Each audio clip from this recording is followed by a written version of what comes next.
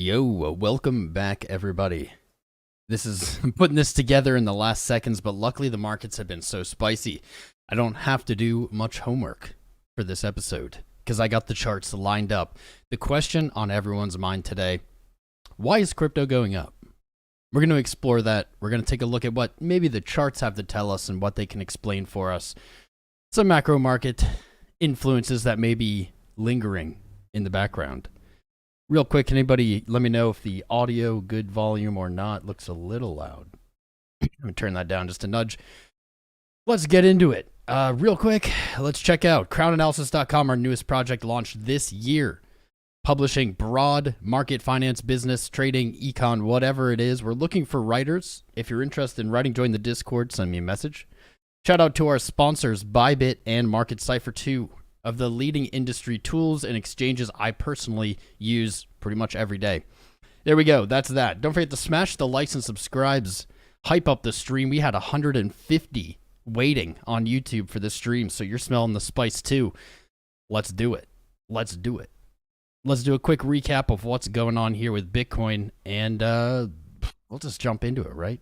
Good to have you guys. I'm really stoked to see the energy going on. It's been a long time since we've had good vibes in the space, and with this green candle is bringing what seems some pretty spicy energies. This is a chart I want to pull up too. The trend. Let's recap this. You know, this is something that was pretty experimental, and we weren't really sure if it was relevant or not. Let's recap it. Looking back at this trend line, it certainly in hindsight seems as if it was relevant, doesn't it? Starting from 2017 to the low in 2018, this trend line extends all the way through the March crash where it traded 25% below before recovering to a new all-time high. Zooming into this year, this trend line, it's seeming pretty decent. I'm interested what you guys think about it, your thoughts. Is this just kind of seeing what we want to see, or is this a real trend line? Is this really in play? Time will tell. We're not really out of the woods yet, but I think that that's spicy AF, that perfect touch to the bottom of that moving price up, I'll take it. So let's actually crack open a new chart. Let's flip to a higher time frame, get a little perspective here. On the monthly, nice bullish engulf above 17.3. That's looking pretty good now. Our rally in the last few days, man, I wish I would have gone live yesterday, but I had a bunch of stuff planned. I couldn't. Our rally has taken us roughly to our most local monthly resistance, sitting at 20,500. And yes, our trades are still live, and yes, we're banking it. Whew. I warned you guys. I said, don't get too hype on this, but as soon as my trades start hitting back to back to back, that usually means we're in an uptrend. That did not fail. This is now the official Tom Crown indicator. Tom Crown hitting trades, market's going up.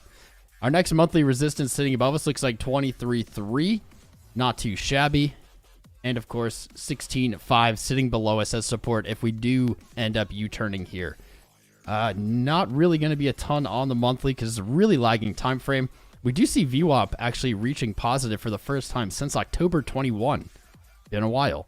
Momentum finally catching according to Marketcipher B, and MACD is MACD is definitely backing that up here. If we take a look at MACD, we spotted this in September on our monthly close. We saw waning selling momentum for the first time in 2022. That has brought us all the way to today. 1, 2, 3, 4 waning selling monthly candles locked in, working on the 5th here. Not bad. I'll take it. I'll take it. To the week. So there was actually a lot. I was on BitBoy's AM show the other day, and I streamed afterwards, and there was a lot going on really with these moving averages on the weekly, on the daily. Let's peek in on those, see how they're doing. This looks like the 20 and the 400 moving average. Is that the 400? I'll double check. That's some loud tunes. I might turn them down. Nah, they're not loud on your side. I'll turn down my side. Okay, 20 and 400. This looks like a bullish kiss to me. That 20 flying down to cross bearishly, rejecting at the last second. That could be a very bullish sign. On our weekly take, really, I did not expect to be saying this today. Our upside target if we see continuation, and we're going to break down the chart to see if that really is in store, there's kind of just one price point that's beckoning, that's calling. The dreaded weekly death cross, our FUD that we released at the perfect time to help the market pump. I'm a tricky lad. That looks like it's lining up around 25K. I think that would be a solid upside target.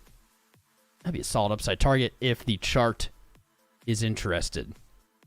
Looking at the weekly Bollinger Bands, we're seeing a pretty interesting story here. Now, this is just the 20 weekly moving average with one standard deviation up and down.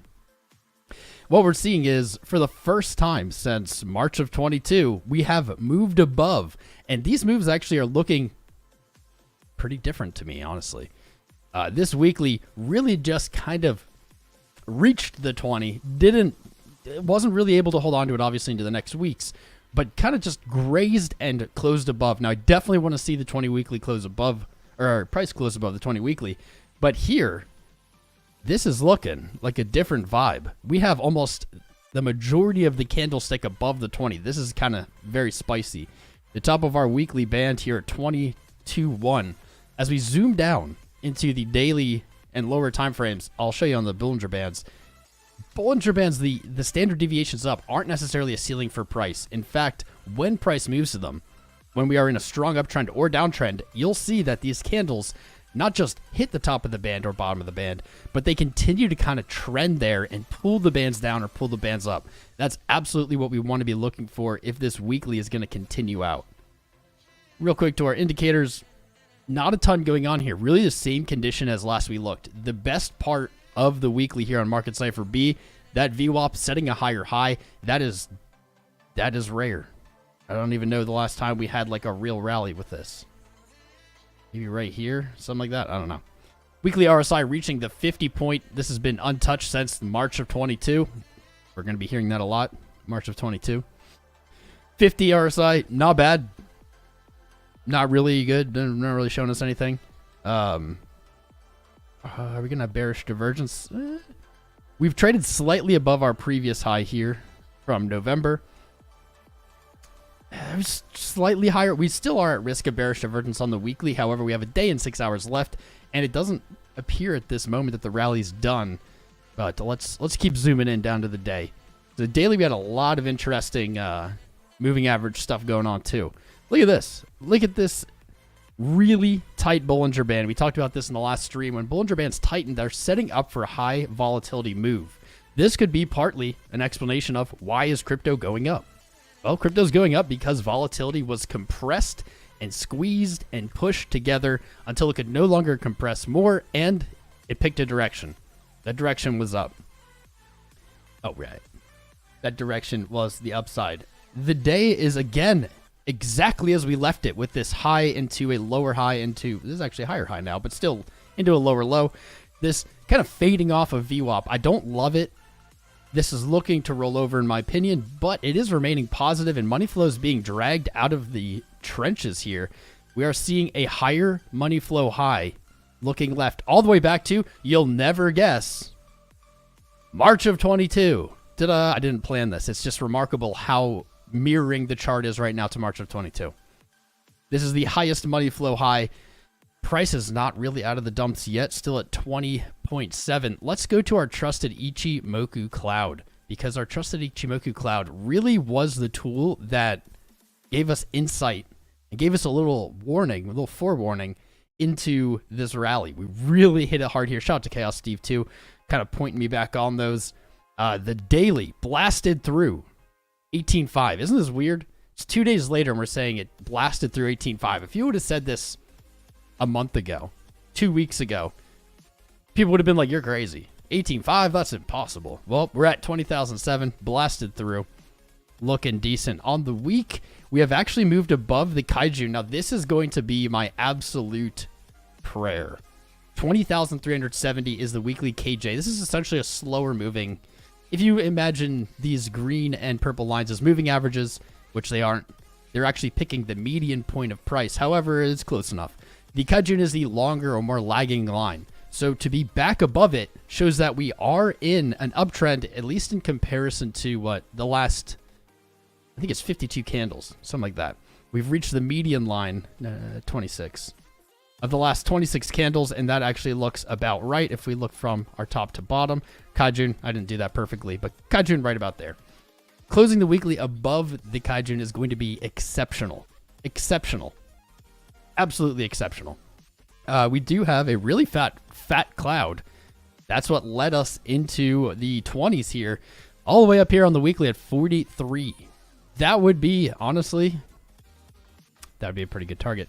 Now, I'm not saying 43 is coming soon. However, the way I view this chart in general is after this uptrend, if the bottom is in anyway, or if the bottom is in, 43 is a scary level. It's a scary level. It's the consolidation before we fell. And honestly, price action below 43, in my opinion, is still under threat. Even just moving to 43, a harsh enough rejection really could set us up for what looks like exactly what happened in the previous bear market. Exactly. We have a high, hit a low, move to a higher low, basically retest that low. I think actually in this circumstance, if this were to happen, I think we would see something similar where we get really close to the low but don't break it. Knock on wood. 43 sitting there on the weekly. I don't hate it. I don't hate it. Down to the day. We already did the day. Let's go to the 12-hour. What's the 12-hour saying to us? Just a direct uptrend. 12-hour on each is like blasted through the clouds. Your clouds have twisted.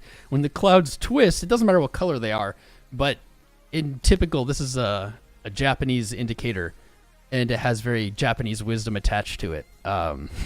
When the clouds twist, it is signaling a change in the winds. Very wise. Lots of wisdom there. Doesn't look like we're really going to have anything. As price moves up and these KJ and TK move up with it, we're going to look there potentially for support on a pullback. So I'm not saying this is happening, but if we do see price kind of top out here, I would be looking for these lines, the KJ and TK. Currently just above 19,000, 19,300. That wouldn't be too shabby. I'll take it. These are dynamic and always adjusting, so they're not likely to be there by the time we move back down. 4-hour is just, this is glorious, man. This is glorious. I'm going to get rid of our Ichimoku cloud because I don't like using it on low time frames. Doesn't mean you can't. This is glorious. We talked about a parabolic trend and what that looks like. I know that you think you'd know one when you see one. However, you'd be surprised how sneaky these can be. Let's line it up. And just looking at this very roughly, this is a parabolic trend. We can identify this. And this again, we can say, why is crypto going up today? Well, it's in a parabolic uptrend. That's why. Doesn't mean it has to remain in it, but we can look at the chart and we can hope to determine maybe values or timelines where this parabolic trend is no longer intact. Now, I place these really roughly just to show you an example here. The definition, or I don't know if definition, but the signifying traits of a parabolic trend is to establish a trend line, then to establish a trend line at a higher gradient. As long as you continue doing that, you're in a parabolic trend. This is suggesting you're not just going in one direction. You're not just moving up, but you are moving up and you are accelerating the pace at which you're moving up. So it's not just a move up. It's a move up that continues to get faster and faster and faster. Now, the problem with parabolic run ups or downs is, well, they inevitably break because nothing in the universe can move exponentially really for any amount of time, any amount of sustained time. Mathematics deems it impossible because if you move exponentially indefinitely, you eventually encompass the entire universe, and that doesn't really work, right? Doesn't work. So unfortunately, they do come to an end. So we're going to try to spot the end of it. And just really quickly doing this, we see, well, we have a lot of these trend lines. They keep getting steeper. So this is a parabolic trend. Now, at the moment, it does look on the 4-hour. Breaking below 20,500 takes us out of at least this gradient. Now, here's the trick with parabolic trends is you can break the gradient. You can break the gradient because what can happen? This is totally a doodle. Is say let's say we go down to that 19.3, 19.5, 19 or 19.3, right? Oh no, we broke our parabolic trend, right? Well, actually, not really. As long as the low continues the pattern, you can see how you can fall out and still remain once you zoom out in a parabolic trend. So we could move down to 19.3. It could bounce, and maybe it catches. No, that wouldn't be quite as parabolic. Maybe it catches a little higher, and then you resume the trend with a higher gradient. They're tricky. They're tricky, and in my opinion, they're really designed to catch your emotions and to get you in an emotional state to make bad decisions. You see something, it keeps accelerating. You're not even really aware what's going on, but your brain says, oh my God, if I don't get in this, this is going to encompass the universe, and I'm going to miss out on infinity dollars, right? It's going up, but it's going up faster and faster and faster. And each time you're expecting it to come down, it goes up faster. These are really kind of mental traps. So that's why we're going to look at them, break them down, see if we can find some logic here to anchor our emotions to. I'm going to leave these lines because they're kind of cool. They look pretty. They're very parallel, or I don't know, not parallel. They're very pleasing. So I'm going to leave them there, even though they're kind of just gibberish. Maybe I'll tighten them up, fix them up by the end of the show. We'll see.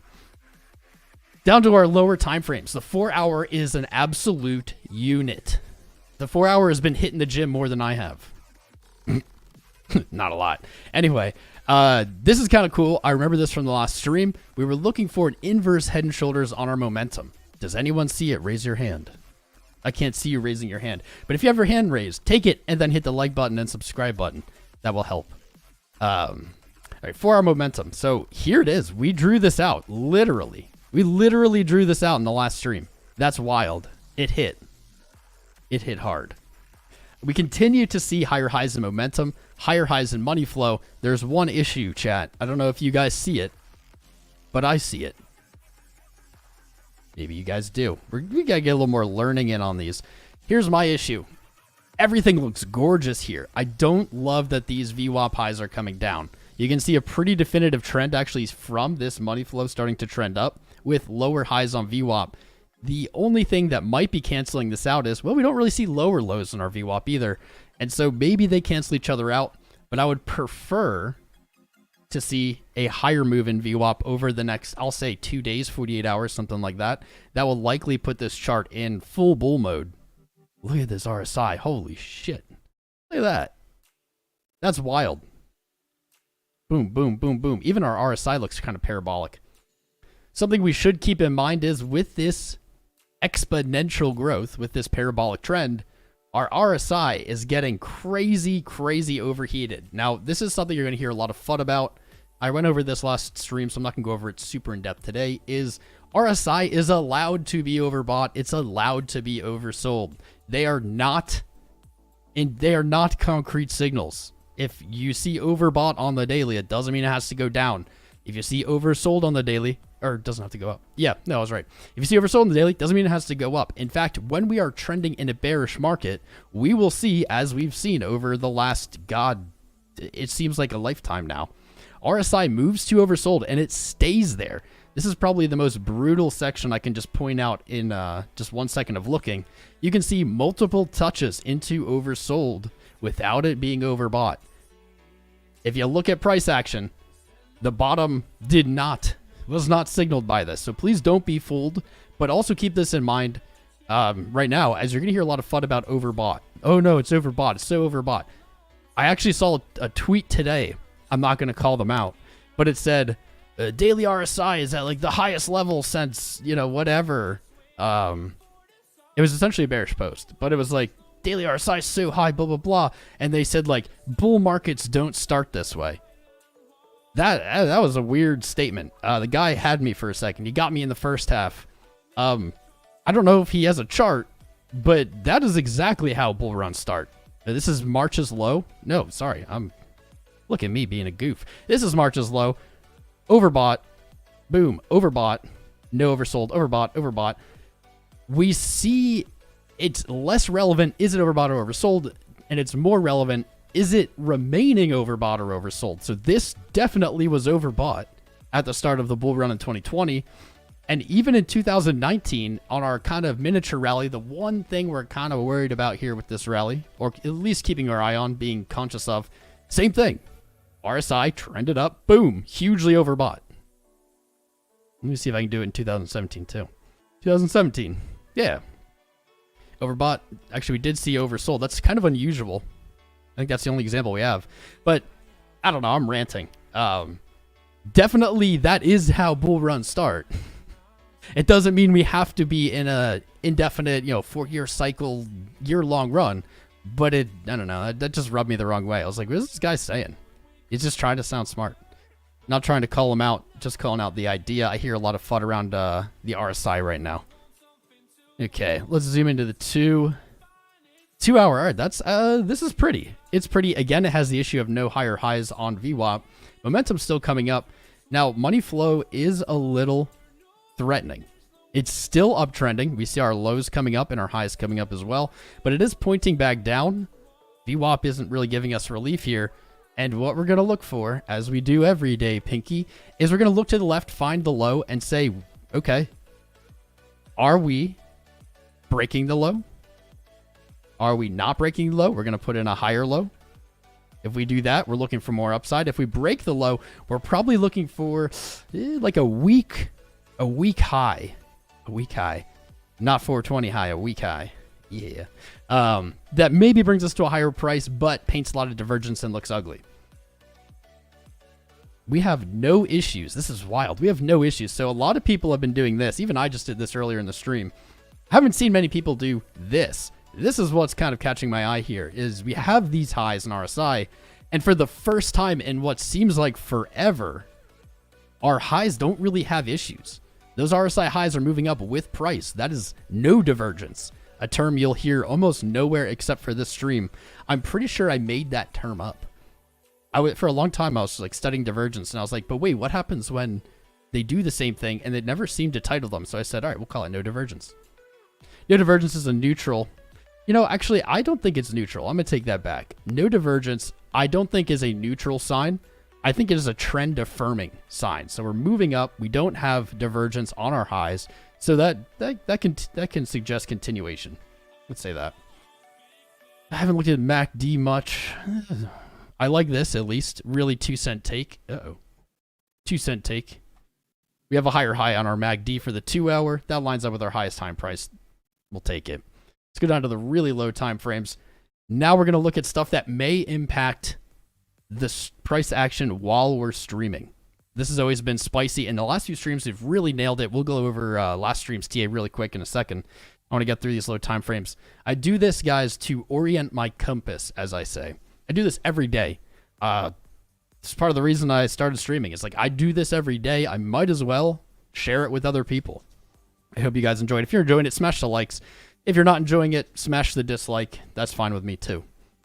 So on the hour, we have a higher high in money flow, higher high in momentum. VWAP, again, struggling. Now, that does make some sense, as VWAP is a volume-weighted price average. And we just put out a short video on it, by the way. Check that out after the live stream. And what it's doing is it's looking at the price at which volume trades. I'm not going to get into it. But it does make a little sense to see weaker VWAP when you're trending up like we have, as you really would need to have like higher volume. You need to have really substantial volume as you move up. I'll leave it at that. But I'm liking what I'm seeing here. Same thing as the 2, but we have a little more wiggle room here. Looking to our left to this low, and we are still trending down towards it. VWAP agrees, momentum agrees.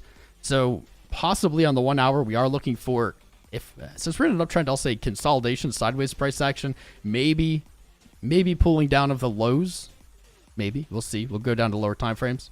But we're definitely seeing the 1 hour kind of fade off. That really does line up with the 2 hour, as we're kind of hoping to defend that previous low. I think the 1 hour is getting a little sluggish, but in an uptrend. So that means the downside may be muted, the upside may be exaggerated. A little selling momentum on the 1. Okay, down at the 1 hour, I think we see some bearish divergence on our highs. The good news here is that this is a very weak divergence. Now, it's not exactly a double top on RSI. It's, I would say, within an error measurement. Like they're within, I don't know, 0.1 of each other. Very, very close. But our highs are definitely exaggerated. Okay. So this does look like a bearish divergence painting, but it is, what is this called? This is a type C. I want to say type C divergence, aka instead of a double top in price, you have a double top in RSI, and that is a weak reversal pattern. So that might line up with a little bit of rolling over here. Man, I really wish I would have gone live yesterday. It was so spicy. I had 8 million alerts go off. It was fire. Okay. 45-minute, anything for us? Not really. Really similar conditions, actually, on these. On the 45, that divergence becomes a little bit more pronounced as those highs are starting to separate. That's not ideal. That's not ideal. That's okay. 30-minute, down to really what we're going to see in the next hour or two while we're live. I love this. This is something I love. There is a sea of green. Money flow is making some strange moves where we might look for it to roll over, but it's refusing to, and that is definitely enforcing the sign that this uptrend is real. It's a real uptrend. Lower low on VWAP is terrible, especially with that lower high. Not loving that 30. Not loving that 30. We're going to take a little bullish divergence from these lows. This sell-off here below 20,500 has pulled our RSI down pretty low, lower than these previous points and lower price, so we can be messing with bullish divergence as well. When you have both, that's a common question. What if you have bullish divergence on your lows and bearish divergence on your highs? Well, that's a tricky situation, isn't it? There's no perfect answer for that question. I pretty much answer it with whichever is the most recent divergence. So whichever's the most recent, I would say here, sadly, the bearish divergence is going to be the most recent. I think we can also kind of pepper that in with, well, also you should probably consult with the trend. If you're in an uptrend, you're seeing both bullish and bearish divergence, probably the bullish is going to take priority. Same thing in the reverse in a downtrend. See bullish and bearish divergence, likely gonna see that bearish divergence take priority. We're going to keep zooming in. We're going to get to the charts really quick here, guys. Keep smashing the likes and subscribes.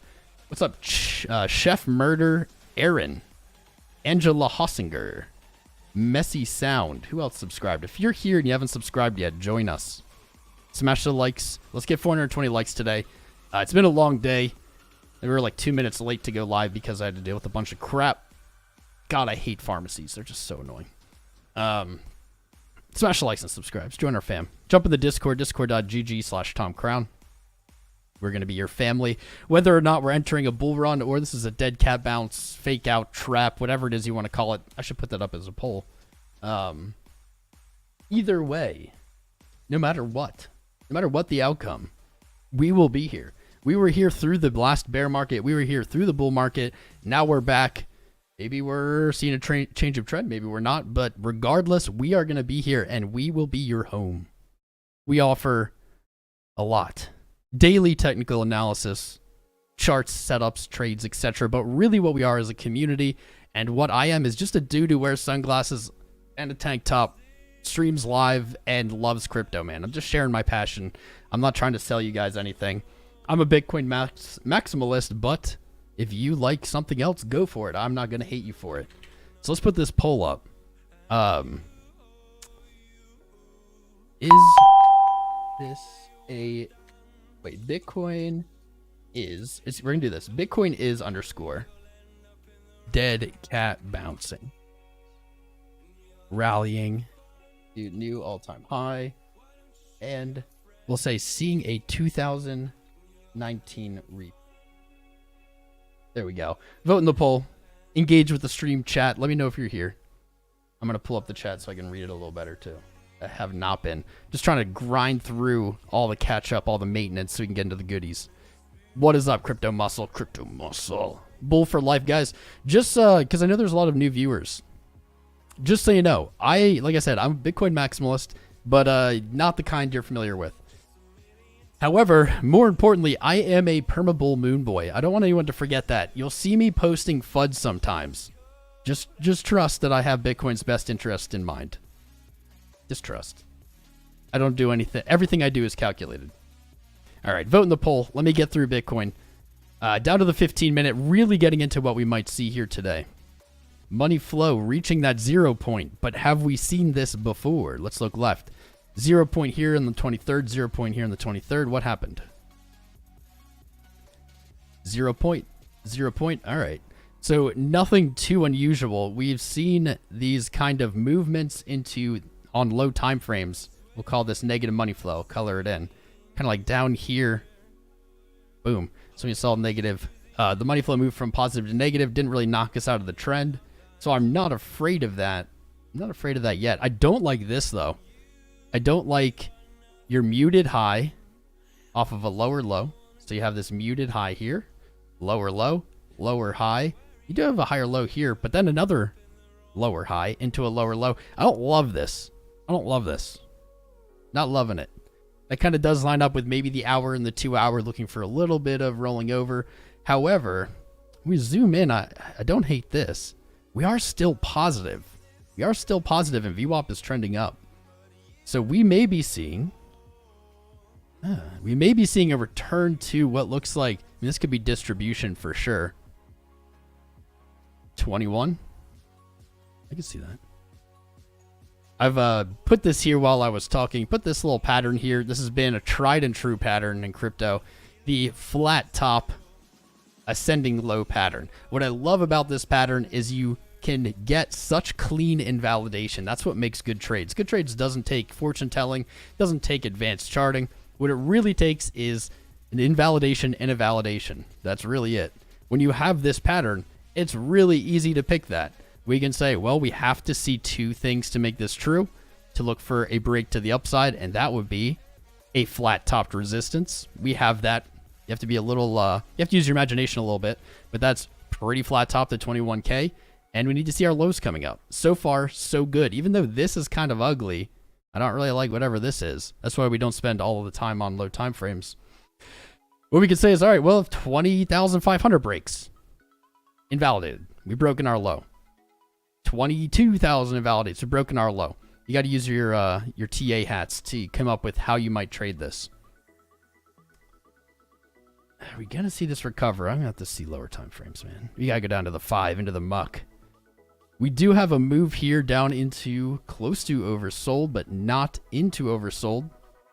So a return to overbought if we do see this. We see kind of this trend line coming down on our side in the 15.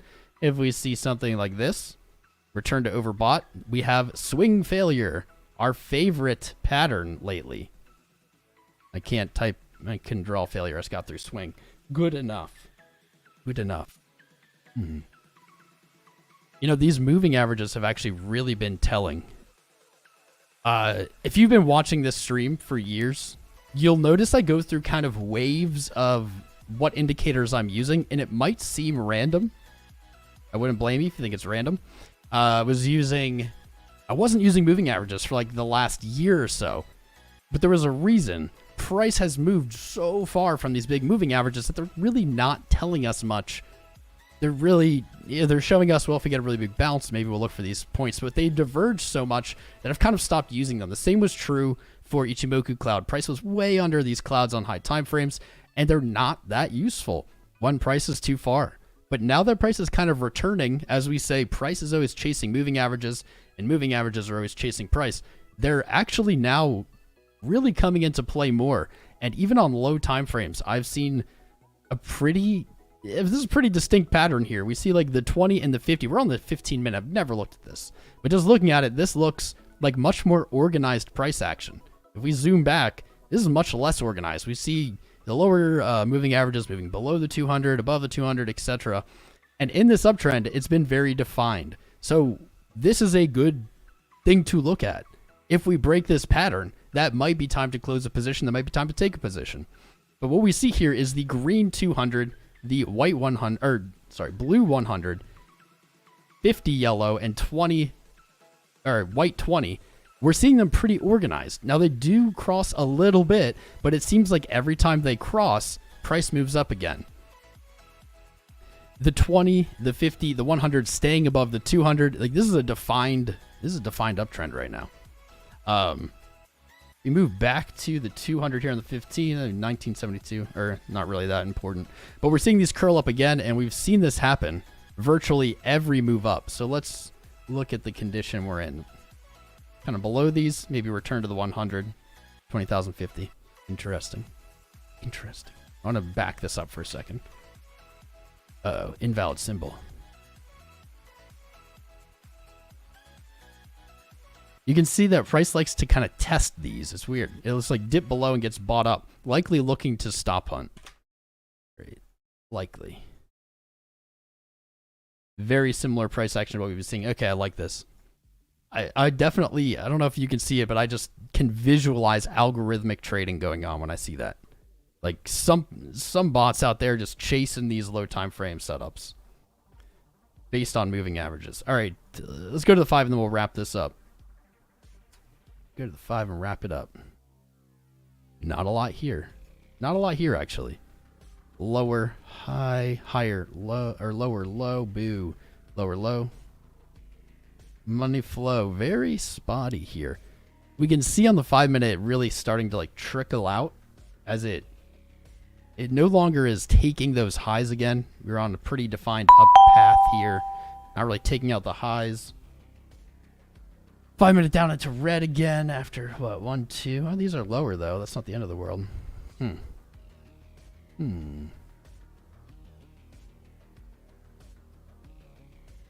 right.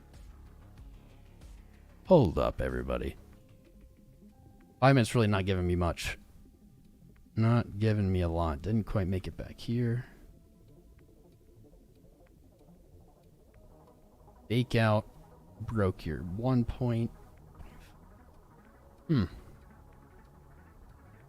Not feeling a read on the 5. I think basically what I'm going to go with is the 5 maybe a little weighted to the downside with money flow.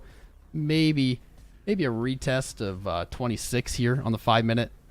I don't know if that'll be enough to pull down like the 15, 30 hour, etc. for what we're looking for. I don't think 20,500 is out of the question. We might see kind of like a test to the bottom of this made up triangle. It's totally made up. But during this episode, I could definitely see this kind of a higher low and a move back to 20. I'm going to return to that mean. That's my take for right now. I definitely, let's see, hour just started, so it's fresh. It actually started since we've been live. Maybe I should look at it again. Still trending down. Still trending down. Poo. Poo. I don't like that. I don't like it one bit. Maybe a little bit more exaggerated downside. We'll see. Okay, I got through it. Thanks, guys. That took me forever. I didn't mean to rant and roll and whatever for hours. We're still gaining viewers. We're almost to 800 with 318 likes. Can we get just 100 more likes? There's almost 800 of you here. We can do that right now. Let's get 420, please. Let's get 420. I believe in you, fam. What's up, Frenchieverse? Rock de bells. Rock de bells. I don't know what that means. Coiled Spring Crypto. What's up, man? Nomadic Life. Nate. My boy Nate. Dude, Nate, you lost. Has it been a month since you got your membership? You got your membership gifted. Your name isn't blue anymore. Well, buddy, I have another gift for you. I think you've earned this wrench. Enjoy. What's up, Hawkeye? French Toaster. Smash it. 391. Take your finger. Put it on the mouse or mobile device. Move over to the thumbs up. Click it. Then go over to subscribe and click it. But if you're already subscribed, you don't have to. Make sure the bell is enabled. Make sure you have notifications enabled. Now, you have to have notifications enabled not just for the channel, but you have to have them also on your mobile device for YouTube app in order to get notifications when we go live. So go ahead, smash it. Nate, jumping back in the blue name. He said wrench or green name. Wrench isn't enough. Welcome, my friend. Thank you for joining again. Zaquilla, please. Yes, we will look at Zaquilla. Don't you worry. What's up, Just Call Me Joe? Just Call Me Joe, an OG of this channel. Good to have you back. Joe. What's up, Badger? You pressed the like. You didn't smash it. It's a new keyboard. Well, I respect that. Don't break your new keyboard. What's up, Loading Name? Kevin, Vincent, Sky. Share it on social media. That's right. Share this stream on social media. Share it. Did I talk about the volume on this Bitcoin move up? Orange, you glad? I did not. Should we jump into that just like real quick? Should we just look at the volumes? I don't think I have. I think that's a good thing to look at. That's why I love this fam. I love our community, not just because, I don't know, you guys watch me, but I love our community because it's just me sharing what I love, and I'm a nerd, and I didn't really know people cared. But I'm finding other nerds who also love charts, and that's the best part about this job. I love you guys come at me with stuff I haven't even thought of, and it makes my heart warm and fuzzy. So let's look at the volume here. There's something we're going to have to keep in mind, and so we're going to actually have to look at more than one exchange to determine this. I highly recommend when you use volume moving average as well.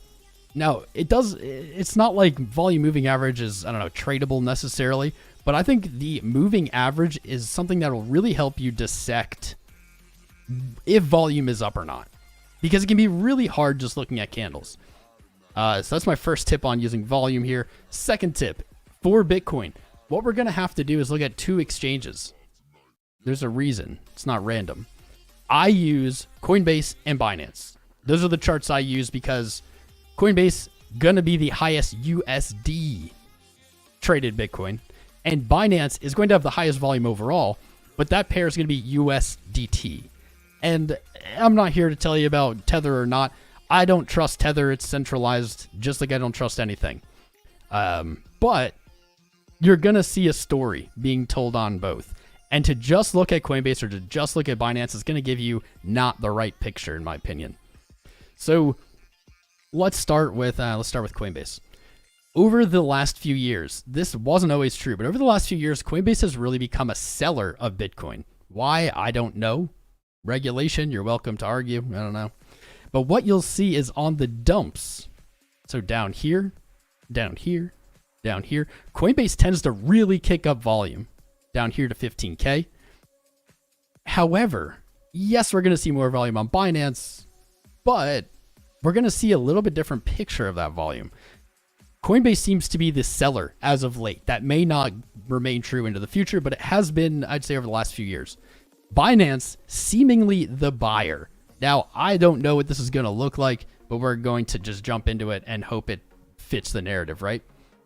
While Binance definitely does have volume kick up on these sells, what we typically see, yep, right here, is Binance is doing the buying. I don't know why. I don't know. I can't give you an answer. Binance seems to be the buyer. Coinbase seems to be the seller, and volume reflects that. So we look at these lows that we just looked at on Coinbase, and we see a slightly different picture.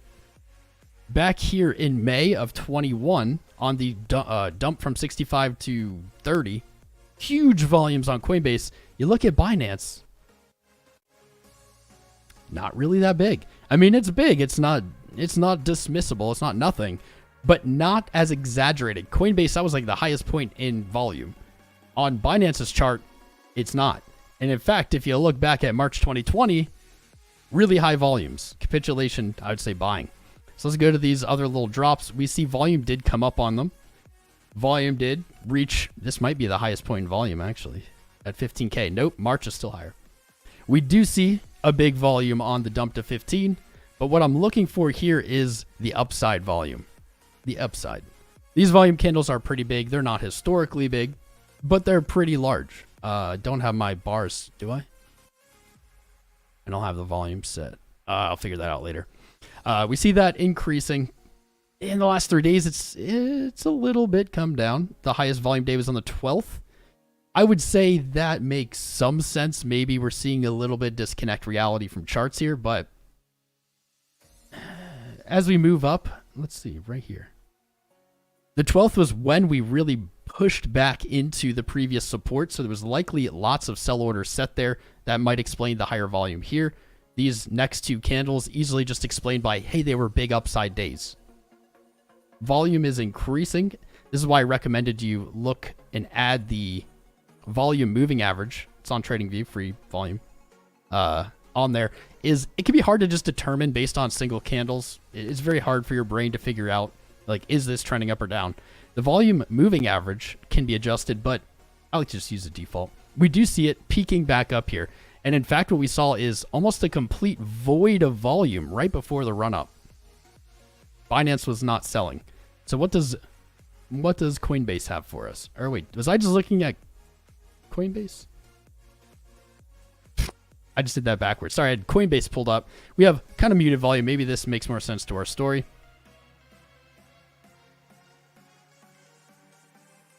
They had maybe the highest volume day ever on Binance on 15K. Interesting. Maybe that was Binance buying the dip. Who knows? But we do see this volume cranking up a little bit more on Binance. You know, I'll say this. If we zoom in, this doesn't really look great. You know, we have a really big rally, don't have that much volume.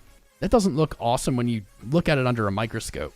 But if you zoom out, you can see very definitively what I was saying earlier about Binance being the buyers, not the sellers. Look at this void of volume relative. This is right here. All this price action. Void of volume. That volume started kicking up as price moved down. Looks like an apex tier. And now it's starting to trend back up. We see that on the volume moving average. I think this looks pretty good from the Binance side. I think it doesn't look pretty good from the CoinBase side. And obviously what we'd want to see is that volume continue up, that moving average continue to be pull up, showing more and more demand as price increases. That's what we want to see, for sure. For sure. It's not the biggest, but look at this. This is by far the biggest volume Binance has ever had, and that's all right here. In my opinion, that is the buying to Coinbase's selling. Of course, there is, don't be fooled. There's buying and selling going on both exchanges all the time. I have just found over the last few years that Binance seems to be the buyer and Coinbase seems to be the seller. So, yeah, unless there was something there, I might have missed what you were looking for. I didn't see a lot there. I didn't see a ton on volume, but I would love to see what you were saying. Let me see if you commented again. Volume. Who was it? Let's see. In bear volume was high. In bear volume was high at times. But we're seeing a pickup down here on Binance. I'm getting them all mixed up. You were mute on TikTok. Uh-oh. Yeah, there's 12 people watching. I know why. Shout out. Shout out to anyone on TikTok who's watched, I don't know, 40 minutes of me not talking. 11 viewers over there. Shout out to those viewers. Thank you for that. Majori says, wouldn't volume be affected by users moving to Binance after FTX? They are portraying the image they're safe by saying they will hire more people. Majori, so honestly, Binance is and was so much bigger than FTX that I don't think that's like a really sound conclusion. I don't think that it's crazy. I just don't think that the migration off of FTX is gonna have isn't going to do what we just looked at. I'll say that. It's not going, that was only a few months ago. These volumes, this is back on Coinbase now. These volumes, we should see that tick up on Coinbase as well, because that same logic could be applied. But we see that volume increasing all the way back in June of last year on Binance. So, I mean, I like where your brain's at, but I don't think that that's the reason. I think it's pretty definitive to say the reason is volume has been increasing and continues to increase in the last, I don't know, 4, 6 months, maybe, something like that. I think I didn't find the original question, though. Where are you? There you go. Orangey Glad, didn't you talk about volume? Did you have a follow-up? What were you looking at? Gems as always. Thanks, Nick. I'll see that, man. Guys, don't be fooled. I'm not always right. I get things wrong. I'm not afraid to admit it. But we always got gems. There's always gems here. Every single day you tune in, you'll get gems. You liked on 3 accounts, doesn't matter. I don't think you commented again, Orange. Aren't you glad? But what are you guys looking at with the volume? How do you feel? It increased roughly in the last 6 months. We saw it continue to increase. Now we're moving back up. I want to see that volume continue up with price, and that's going to confirm for me at least a longer run. I want to remind you guys, I'll remind you guys maybe every episode forever now. Months ago on this channel, if you were watching, we said if Bitcoin closes a 4th red quarterly candle, I fully expect Q1 to be green. This was when no one was looking for green, right? We got green. Just throwing it out there. Vesemir. Another OG. We got the OGs coming out. We have the OG signal. I like it. We haven't seen this many OGs in one stream in a while. How you doing, brother? Vesemir, huge OG of this stream. Huge OG of crypto. Awesome, intelligent dude. Love him. He says, Binance fee changes are a factor IMO. Did they lower their fees or increase their fees? I think most exchanges moved to 0 on spot, right? Something like that. Also, to add to that volume lesson, we have to look at different exchanges, but we also then should keep in mind that there's different volumes. So there's volumes on spot, there's volumes on options, futures, perps. there's other types of volumes. And if we want to do a full in-depth study and analysis of Bitcoin and its volume and price action and maybe how that impacts the future, we probably should look at all of them. I'm not going to do that right now. We got too much to go for. Too much to go through today. Binance did. I would agree. Decreasing, we can think of fees as like a tax. And so, yeah, decreasing fees definitely leads to increased volume. Maybe that was intentional, you know? Maybe that's intentional, not just a business move, but like Renee Silva's here, OG. Champy OG, Ja OG. Dude, all the OGs. Coin Collector, there's an OG. Yeah, OG alert. There you are, dude. Coming out of the woodworks. Why? If you're an OG who hasn't been here in a while, welcome back. But could you just put in the chat what brought you back today? And, you know, of course, you're always welcome here. We leave the lights on.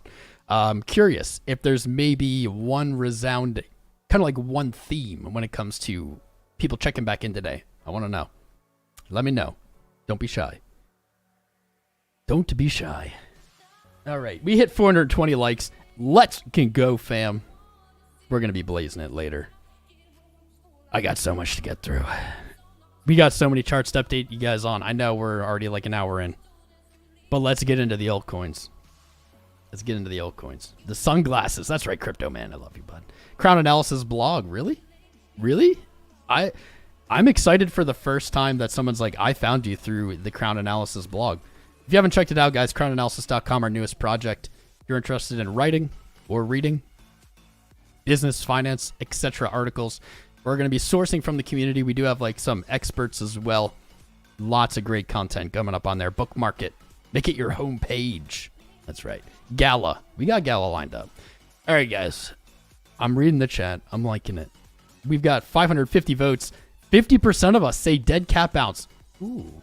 Although, no, it's 47%. Then 22% rallying to a new all-time high. 30% seeing a repeat of 2019. Huh. I'll say that dead cat bounce and 2019 repeat are kind of the same. So really 22% of us on a perma-bull channel being perma-bullish. I think that's a bullish sign. Can we look at Doge? Yes. XRP? Yes. In fact, here, I'll just read out the charts we're about to go through. There might be more, but this is the ones I have pulled up already.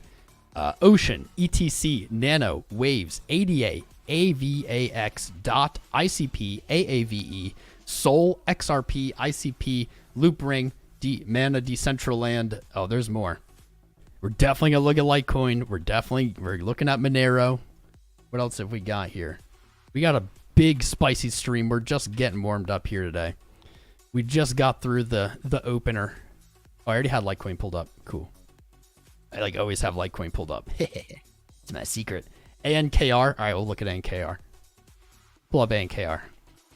Basically what I did for this stream, which made it easy, is I just looked at, there we go, QNT. I just looked at what alerts had gone off. And I just pulled up those tabs. We have QNT, Zill. Sorry, I almost missed Zill. Zilly Billy. Don't be Zilly. I'm going to overload my computer. It's going to explode here. Too many tabs, bro. Your computer says you can't have that many tabs open. We're the tab police. Dot. I don't know how we're going to get through all these. Dot. FTM, HNT. Everything's going nuts. If you want to see any of these charts that I just went through, that I just named, and there's probably still more, smash the likes and subscribes, because we're going to get to them. Waves. Did I have waves up at all? Guys, this might be the one time where I'm like, we got too many charts. We have too much spice to go over today. We might have to kind of do, we'd have to do a little bit less in depth than we usually do to get through them all. BTC, Mana, XR, XMR, Litecoin, ETH. Oh, ETH. ETH broke out of its freaking symmetrical triangle, finally, I think. Pull that up. We've got Ethereum. ENJ. ENJ gave me an alert. That's a name I haven't heard in many years. Doge. I don't think I even had Doge pulled up, but I'm about to, because Doge made some moves. It's looking decent. I have so many tabs. Thank God I upgraded my RAM recently. I almost missed Gala. Of course we're going to look at Gala. Jeez. Thinking I'm forgetting. Got a lot to catch up on. Even HBAR gave us an alert. Oh, Jesus. Titties. Do we have like 100? Are we going to go through 100 alts today? This is going to be a test of my endurance. APT. Ugh. Man, we got to start streaming every day if it's going to be this spicy. This is just an irresponsibly large amount of coins to go through. Okay, we're going to like pull up gold. I can't promise I'll get to absolutely all of these. I'll pull up gold because I got a gold alert. I'll pull up Lido, and then, I don't know, I'm done going through my alerts. But if you guys want to see something I didn't name, I can't imagine what it is. Let's look at CoinGecko to see if there's anything we're missing. Comp. There's a name I haven't heard. Comp is up 40% on the day. Guess I'll have to pull up Comp too. Wish me luck, fam. This will be time-stamped after the live. So if you miss something, Sand, oh my god. Tesla, Jasmine Timbers, Shiver Me Timbers. All right, I think my computer literally will explode if I pull up more tabs. So we'll have to Matic hit 95 cents. Okay. Let's do a quick run over of what we got. We got Sand. We got Matic. It's not even loading. We have Comp. We have Lido. We have Gold. We have APT. We have HBAR. We have Gala. We have Doge. We have ENJ. We have ETH. We have Ape. We have Waves. We have HNT. We have FTM. We have DOT. We have GMT. We have ZIL. We have Anchor. We have QNT. Litecoin. This second close. Yes, down one tab. We have Ocean. We have ETC. We have Nano. We have Waves. We have ADA. We have AVAX. We have DOT. No, we already have DOT. Get rid of that one. We have ICP, AAVE, Monero, XRP, Sol. Okay, we already have ICP. Good. There's a double. Loopring, Mana, and our wonderful calculation here. Cool. Hype it. Do VeChain? No VeChain? All right, VeChain. All right, VeChain. I'll throw it on the list. You know what they say? If you want something done, give it to the busiest person in the office. That person will get it done. That's what we're doing today. Let's really quick recap. Sorry, Pickle. That was probably a nightmare. Don't timestamp any of that. You can timestamp this. So, real quick recap. Bitcoin divided by M2 supply. Not going to explain it all, but it is, in my opinion, a better measurement of inflation, and it's a very chartable measurement of inflation. This chart looking hot, hot, hot. If we were going to say, why are we in an uptrend, this is the answer. Bitcoin is retaking ground versus inflation. This chart differs from the BTC chart as it broke through what would be 13.8, and it came all the way down to the equivalent of 10,500. So those of you waiting for 10,500, it might have already come and just adjusted for inflation. So in November, spooky as it does seem, like November is the low month most of the time, we perfectly tested that 10,500 line. The scale on the side is really just so that we can have numbers to compare to. It's not like an actual measurement. This is a calculation. You can see it in the background. BTC, Bitstamp, BTC USD divided by Fred, 2MSL times a trillion. And that gives us something we can work with. Perfect test of that support. And we're almost done with this. Exactly as predicted. Why did that line disappear? There we go. Let's look at the week. We were looking at this on the last stream, I believe. Exactly as predicted. Let's make this bigger. Boom. Looking for a return to that 1,000 line. So pretty. That was essentially October's high. Boom, we're right back there. This is like the final boss, man. The next resistance would be a 40% move up to this 1,420. Let's call it. Blaze it. I'm liking it. Unfortunately, this looks exactly like Bitcoin, really. A little bit more exaggerated upside on the VWAP. Hoping this gives us secrets. The daily looks a tidbit better. That's about it. So adjusted for inflation, it really has backtested virtually every macro support, minus maybe something down here in this 6K area. This was like this consolidation after the high in 2017. That's the only untested support, Bitcoin versus, I'll call it, inflation. That would be more than a 50% dump from where it is right now. I'm not really looking for it. I don't think that's what's going to happen anymore. We called the bottom being in a few weeks ago, maybe a month or two ago. And we said, hell, I've been wrong in the past. I'm not afraid to be wrong now. I ain't afraid. And maybe we were correct. Let's put this here. I just noticed something. My trader's eye. Aha. My trader's eye just caught this. Descending high trend just pennies away. Honestly, a break of that could really set us up for something explosive. So I'm going to set an alert. All right, let's jump into the alts.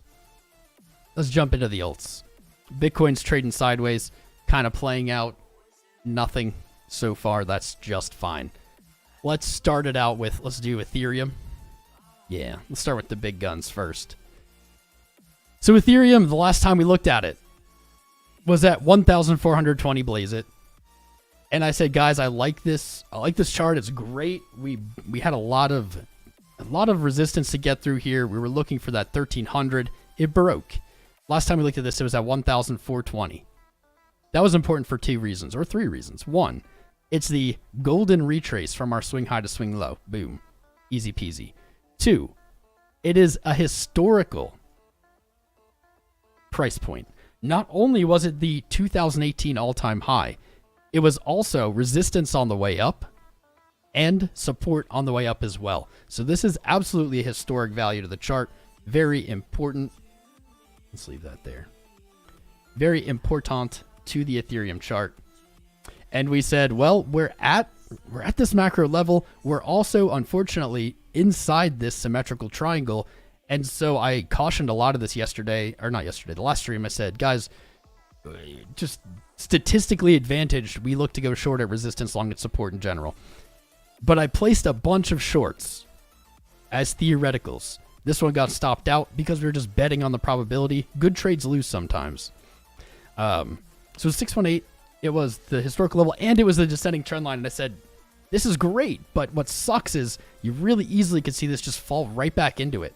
I will say this now. Maybe it's official. We've broken our symmetrical triangle on Ethereum. Ba-boom. Broken. It is now cruising. Let's see our next area. Maybe 17. 17.7. 17. A little monthly spot there at 15.70 and 16.80. Maybe I don't like these lines as much. We have kind of stacked resistance above us, but we have broken the symmetrical triangle, so I'm pretty stoked about that for Ethereum. I would say the next move, while we could see from this weekly level here at 1,600, we could see this. I would definitely like to see this. A pullback to 1,420 blaze it, and a move to 1,772. But I need to say, we have been seeing a lot of upside moves that don't come back and satisfy previous resistance as support. That's basically what happens when we're in a bull run. Basically what happens. You don't backtest. You just move up. And what that's basically doing is it's preventing any short sellers from getting back in. We were looking for that here. We didn't get it. We may get it here. That would paint a very pretty picture. But when the bulls are out, hoping for backtest is just sometimes a waiting game or a fool's game. See, I think kind of an easy... Man, that's ugly. Ethereum really needs to touch 17. It needs to exceed November's high because the RSI is much higher. And so without a price above 17-ish, 1670, it's going to paint bearish divergence. That's kind of crappy. But that doesn't mean it can't happen. Let's see. Money flow looks all right. Kind of like Bitcoin. Momentum's up. VWAP's up. I like that. That's different from Bitcoin. VWAP's finally making higher highs on a chart. I'm going to say 1772. I'm going to place an alert. That's going to be my upside target. 1,420. Blaze it. Going to be my downside support. I may look to short from 17. I may look to long from 1,420. Just because it's such a good number. It's such a good number, man. Such a good number, man. FBTC. Ooh. Actually, seeing some selling off of 0.77 resistance. I don't want to see it trade below this monthly open. It still can. It can still definitely trade below this monthly open. And then still go up in Bitcoin value. Or go up in dollar value. But really, I'm looking for it to hold here because I'm looking for a move against Bitcoin. I'm looking for about a 41% move to the upside. against Bitcoin. And that's likely going to be determined maybe even in this month if that's going to happen. I just got another alert. FBTC. Did I just set an alert and it hit accidentally?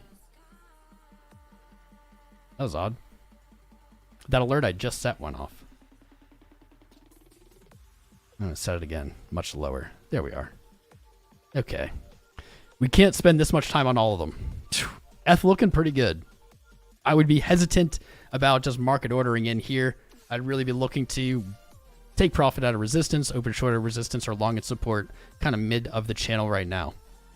Bitcoin cruising sideways. Any Russians in this chat? I'm sure there are. Sure there are, Voldemir. We have people from all over the world. All over the globe. Come here to nerd out about charts. Thanks for the insight. I remember friends calling me crazy when I started investing in Bitcoin.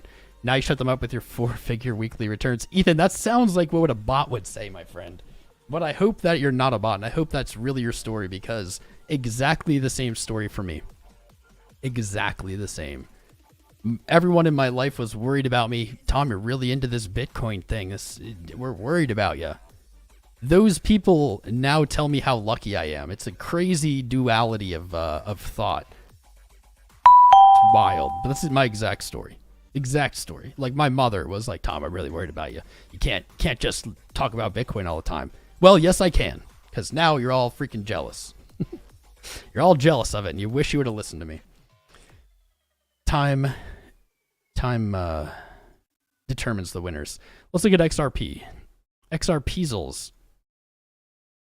Ooh, XRP has traded to a bullish engulf this month. That's at 41 or just under 41 cents. So I'm going to set an alert. Bull engulf monthly. Trading back above there is an awesome close for XRP. We see we're slightly off our monthly support here. That wick really set this thing off, man. Traded really, we didn't quite hit our take profit though. Money flow twisting, but not a lot there. Go down to the day. Daily has pushed above 36.8, our previous high in December. Back tested, moving up. I'm looking for 41.7. I made that. I'm looking for 41.7 there. You can see we've had one trade stopped out. This trade I placed in the last stream, and I said, guys, I don't like doing this. You're chasing a candle up. But so far, filled perfectly. Perfectly. Tell me TA doesn't work. Filled perfectly. Hours later, it is in profit. It has not hit its take profit yet, though. Really, the whole market is just following Bitcoin. Popcorn. What's Popcorn doing? Higher high on VWAP. 41 cents. I'm seeing it. No, I'm pretty confident in 41 cents. I think we see it. This may get skipped, but we may then see a back test of 36.8 because we did test it on the daily, but I usually don't trust things when it's tested kind of immediately after. Usually like a back test is going to take place in the future. Candle closes later. So resistance above, profit taking above 41.7 for XRP, 36.8 is support below. If you break 41.7, you're going back to 50 cents. That's the only way I see this playing out. Only way. Perfect. Bitcoin still chilling. We're getting through. Slice missing. What's the slice? You're in love with Russian women? Me too, Greg Waters. Fun fact, Russian women are gorgeous. If you're a Russian woman, I love you. If you're not a Russian woman, I probably still love you. What's up, Patrick? How you doing, brah? You love the member emojis. If you've gotten a membership gifted to you, you may want to check out the emojis. We have a bunch of Chirpow ones. We're also looking for, I have no idea what emojis you guys want. Join the Discord. There's a room called New Emoji Ideas. Put them in there. I have no idea what you guys might want to be able to emoji while we're live. That's discord.gg/TomCrown. Jump in there. Join the fam. Also, fun fact, I will make you a Bitcoin holder just by joining. I airdrop Bitcoin to everyone, every live stream. It's not a lot, but hey, it's something. Little bonus incentive. You have a Russian wife? Right on, up and run, right on. Gina emoji. Gina emoji incoming. Great idea. Loading name. Okay. As we flip through these, I have to close tabs or else I will run out of, I don't even know, tabs. Run out of tabs. Man, I'm so disorganized. I'm so disorganized today. I forgot to update you guys on the live trade. Wait, what is this? What is this? What? My live trade is still open. This is weird. Something's goofy going on Femex's chart. Some goofy. There we go. Live trade still open. It's 150% in profit from 16.5. We're up nearly $3,000. I haven't touched it. I haven't touched this one. Wait, actually, that's a lie. I think yesterday I moved the stop loss into profit because I think I'm probably pretty good. 16.6. I want to keep this open. I might change the stop. That'll be for another episode. But just kind of flexing a little P&L on you. If you want to flex your P&L, do it in the Discord. You have a whole room for it. $3,000 up, 150% gain. Let's go. Really nothing else to be said there. Nothing else to be said there. So let's... Dude, I have so many tabs. It's really overwhelming. Oh, buddy. Let's go to Zill because I know someone asked for Zill. Zill crapped on our short trade. We were looking for basically playing this resistance. Another one of those. We were playing the resistance trades. Didn't play out. We do have a potential long down here at just under 20 cents, but our short was stopped. However, I'm still not convinced. I'm really not convinced that there was the wrong play. I'm not convinced. Can I actually select that? There we go. Traded up to 28.3. It's closed a daily above 24.8 cents. This is its like macro. This is the macro, man. All the way back to the previous bull run. That was resistance before it reached its all-time low. Retaking that value is extremely strong for Zill. I like it. I like it. Your next upside resistance is at 3.7. Man, I get goofed up when it's cents, not 30. Like, not 37. It's 3.7. It's 3.7 cents. I'm still not convinced that this isn't the right play. I think that you do this. You get a nice inverse head and shoulders. We're seeing that paint on a lot of charts. I'm going to look quick here. Your RSI definitely under threat of bearish divergence, just as the rest of the market is. VWAP's pretty good. Money's rolling over. I'm looking for 36 cents. I'll say if the weekly can close above, sorry, not 36, 3.6. If the weekly can close above 2.5 cents, which is looking pretty good with a day and 1 hour left, I think it's making a move to 37. If it rejects, probably looking for that 19.3-ish, hold support there, and probably just take that trade back to 2.5. That'd be pretty slick. That'd be pretty slick. Those are my thoughts on Zill. Let's move on. Up next is Sand, I guess. We're gonna grind through these sheaves.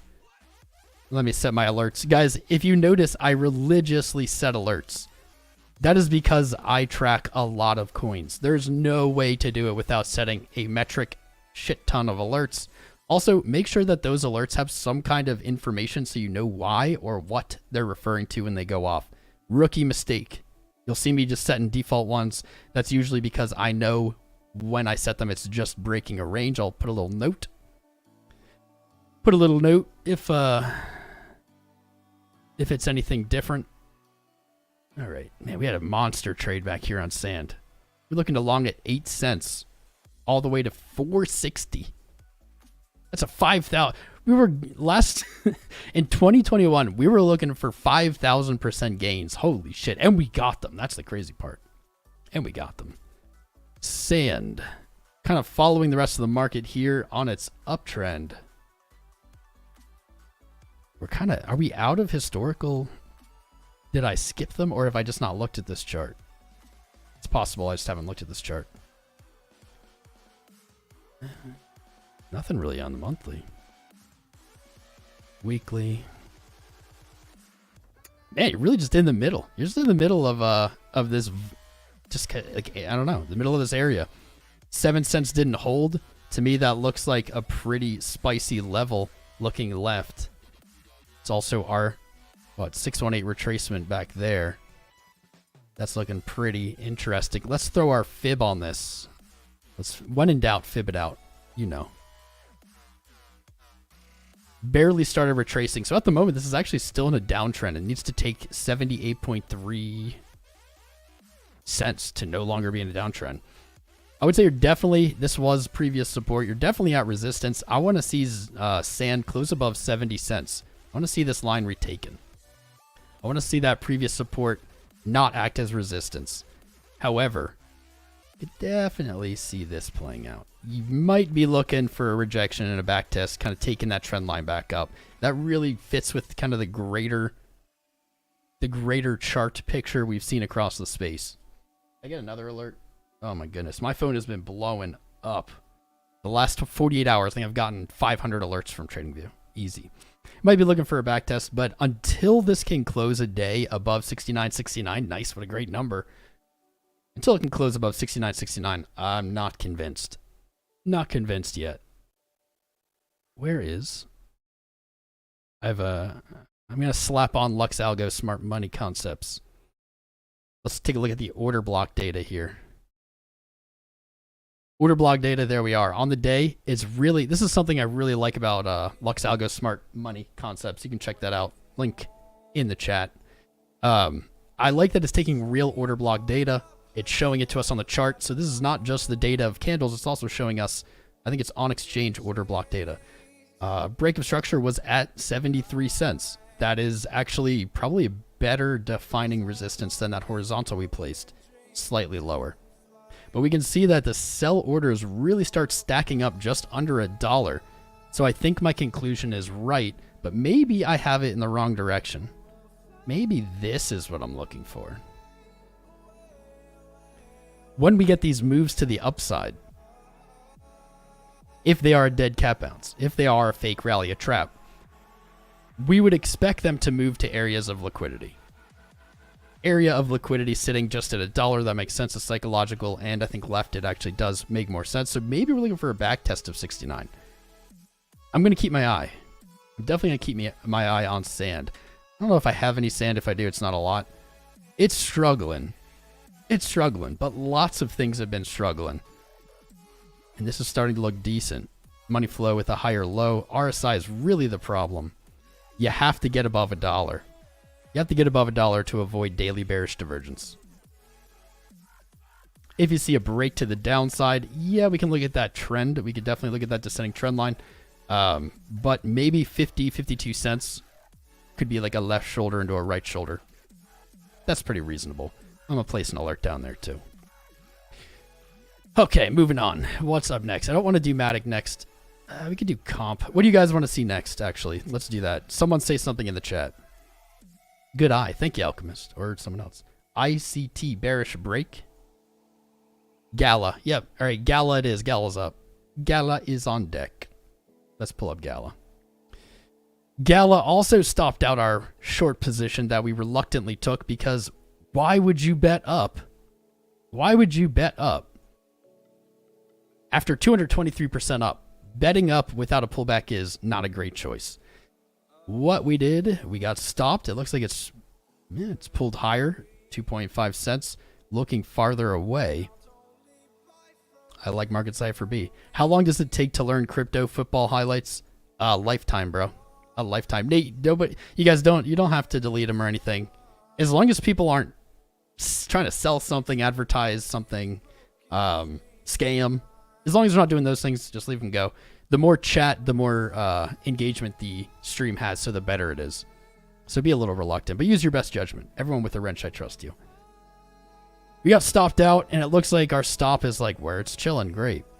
12 hours rolling over. Descending high trend. It's right back at that previous resistance. This was a good trade, but it got stopped. 4.7. Let's get rid of some of this. No, actually, I like this block. There we go.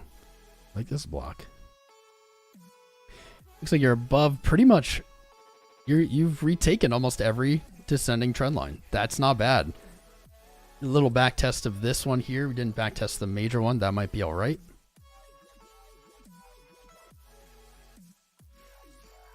If Gala pushes through here, I could have no problem with it returning to like 9 cents. That's another 2x. That would be not bad. By the way, I randomly bought Gala, only $100 worth, at 16.5 cents. Just didn't have any. I hear like Wendy O talking about. I was like, throw $100 at it. Worked out. Money in the bank. Where did Smart Money Concepts go? Crap. Hold on here. Price action concepts? Let's look at price action concepts. Yep. So this differs from what we were just looking at on, was it Sand? This differs. We see here, we're on the 12 hour. Let's go to the day so it matches. We see this order block data in real time is right here. It's at resistance. It is scooping that liquidity. If I had seen this earlier, I likely would have moved the stop up. Honestly, you can say this like, oh, right above where it went. But right above where we see this order block data, it does have a significant amount of resistance above. Looks like that's 6.5 to 9 cents. But what's pretty dandy is I think once you get past that, you're pretty clear. Yeah, you're pretty clear. Past 7 cents, I'll make that determination. Past 7 cents, you're looking for real upside gains. We have a lot of lines on this chart because it was constructed over time, but we're missing maybe the most important one right here. 7 cents. Don't need this. Good. If you can take it, upsides get pretty crazy. Maybe we'll be a little more conservative and say 15. Huge volumes. I have no idea why there's such huge volumes on Gala, but there is. Massive volumes. I wish Bitcoin had this much volume on the way up.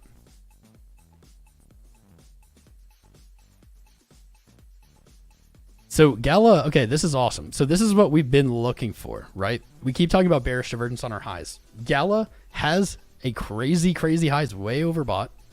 Crazy high move. But it does look like, if we look left to the previous highs, we have broken. We have broken this high. And so it doesn't have that bearish divergence threat. This is awesome because I think that is a very good sign for the rest of the market because we're kind of waiting on these coins to do that. I think that the rest of them now are more likely, or at least most of them, more likely to go do that. Now that we're seeing at least one coin confirm it, I dig it. If I was looking for a position, I still wouldn't market order in here. I mean, I'd at least be maybe looking for this daily level, 41 cents, maybe as low as, or 4.1, 3.8, something like that. Be careful market ordering into rallies, man. Luna C. Gala, the rock pump. What has Luna C done anything? I think the alert went off a while ago.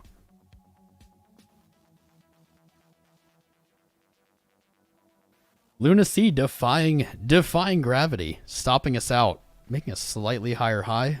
Nice. Doesn't look too bad. Right at weekly resistance.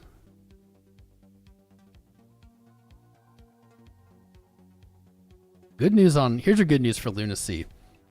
If this weekly in 1 day and 5 hours can close just a fraction of a percent higher, I think, and we do have the higher high too.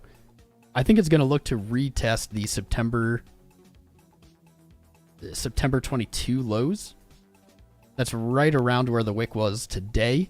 But the good news is after that, you're pretty cleared. You're pretty cleared for, it's like a 43% upside.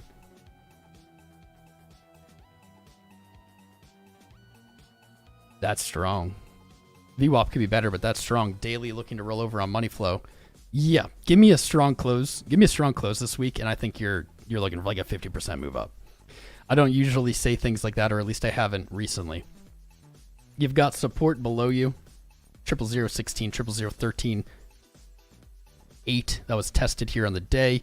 You're climbing up. You're making kind of a flat top pattern with it sending lows. I mean, I guess send it, right? Just send it. Everything's going. Might as well send it. Our 1618 extension may be tempering our expectations. 00026. I could see it. It's actually pretty clean. I'd like to see that. There's your Luna C. If you're buying this, you are Luna C. Luna C. Okay. Matic, comp, what do we do? We have so much. The good thing about Luna is it's not at zero. Hey, that's some optimism. Take a look at comp here. I haven't looked at comp in years, I feel. This chart is nothing on it. Take a look at comp. You got your monthly low 31.13. Resistance sitting above you $61. Let's call it 121, 150. Then things get pretty clear. I've been saying this all throughout last year. I'll say it again. What's actually been really nice about how brutal last year was is how tight this sell-off was. It was a bleed. It wasn't a fall and recovery. It was just this. Football highlights. How much have I earned? Buddy, you don't need to spam, my friend. I said not to boot you, but like I'll boot you myself if you just spam it up too much. I showed my trade earlier. Here you go. This is about $3 grand. Boom. And that's just this trade. That's not my assets, not my portfolio. So there you are. I paid attention to you. I freaking, what's it called? I gave in to your behavior, but please chill, bro. Just hype it down. Spamming it. I don't read the chat all the time. Spamming it isn't going to help. It's just going to annoy everyone else. Comp. 61. I can see that. Pretty easy. Nice bullish engulf candle on the month. $60.98 seems to be what we're looking at. Seems to be. Yeah. Yep. 61. Could see on a pullback. You have maybe this 40 level where it consolidated before falling to its, I don't know if that's its all-time low, but whatever. It's like recent low. Got the 786 retrace. I think you're looking for 71. Easy peasy. If that doesn't happen, I probably would like to see support at 40. That'd be pretty clean. We'll update that. We'll update this more. I didn't have any alerts set for comp, but it's moving today. It's up 30% on the day. It is nice to have the spice back, guys. It's nice to have the spice. Let's see if I missed anything. Solana. Let's look at Solana next. So Solana has been moving with our grooving. There you go. Exactly as predicted. We saw a nasty sell-off on Solana. It was pretty exciting. Our Fibonacci extension and retracement tool actually sniped this low for us using our swing low to swing high. Boom. I did not expect this, but at the same time, many coins kind of capitulated and reversed. XRP, we'll pull up XRP. Oh no, we already looked at that. Was one of them as well. This was gnarly, but we did see a nice V-shaped recovery. I was targeting 20 bucks. You can see we had this doodled out. It did eventually happen. It is traded up to 24. Wow. Showing some strength. I would be cautious of a short squeeze. And in fact, that's kind of the problem with a lot of these rallies is short squeezes can be very dangerous things. In crypto, they don't tend to hold on to their gains. You're past your 618 retracement. Your 786 looks like it's right above. This is probably going to be a weekly level. Yep. Something around here. Maybe we can pull it from the month, though. Always take it from the month. Can't take it from the month. Bullish engulfed above 14. Solana actually set up pretty fancy here. Yeah, we'll do 32. I'd say my next upside target for Solana, if we don't see it, honestly, I would expect a back test of 20, but maybe we skip it. We've seen a lot of that lately. Next upside target, next resistance, 32.18, right up in here. This was the previous support. It became resistance. It fell. That's pretty much in line with what we would look for overall. Money flow a little better than some others. Marketcipher B a little better than some others on the day. You do have bearish divergence forming. It's potential. Don't let people tell you there is bearish divergence. You can't say that until there's a reversal. If it can break 38, that previous high, it can shrug off that bearish divergence on its highs. If not, maybe it'll do some consolidating. Maybe that $20 is tempting for support. Don't know. Time will tell. But for the moment, I'm going to be targeting 32.85. Not FOMOing in. Maybe I should say that again today, guys. This isn't going to be long. We had a year of bullshit, pain, awful, brutal price action. You survived it. You made it. Now things are going back up. It's okay to enjoy it. In fact, you should celebrate it. You should. But you can't let yourself have your trading plan impacted by that. You can't start FOMOing. You can't start just randomly buying into something like this, guys. It was $8 a few weeks ago. It's up 200%. It's at 23. FOMO ordering into these is a great way to get wrecked. But still allow yourself to enjoy the dopamine, the good vibes, the upside. Enjoy it. Don't beat yourself up in both directions. That's my best advice. Lido. $1.63 was broken in that crazy, just explosive rally to 260.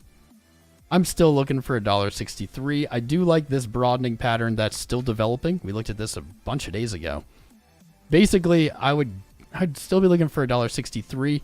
The off chance is you see a rally and a back test of that ascending high trend, and boom, you're likely looking for new highs. Likely. But for now, I'm not really expecting any move on Lido. Not for the moment. Although these indicators look pretty good. It has had time to kind of reset and rest.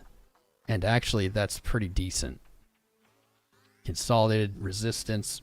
Boom. Consolidating above that previous support is very bully. Very bully. I would look for a stronger discount on Lido, though. I like it. Alerts set. Alerts are set. Not a lot else there. Jeez, I don't know if I can get through every single one of these. There's so many. Let's look at the big ones. Let's look at Cardano. I know ADA is doing something.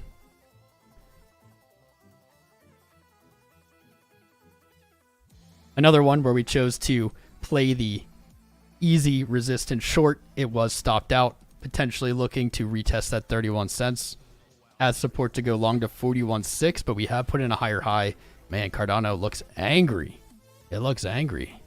It's taking no shit today. Ooh, money flow is beautiful. VWAP could be better, but money flow, man, you had your lows coming down. You had a higher low, and now you've broken even that first initial low here. That's looking to roll over. That's looking to roll over. 41 cents. This is off the table now. I'm definitely looking for 41 cents with 31. So it's 41.6 and 31.1 as support below.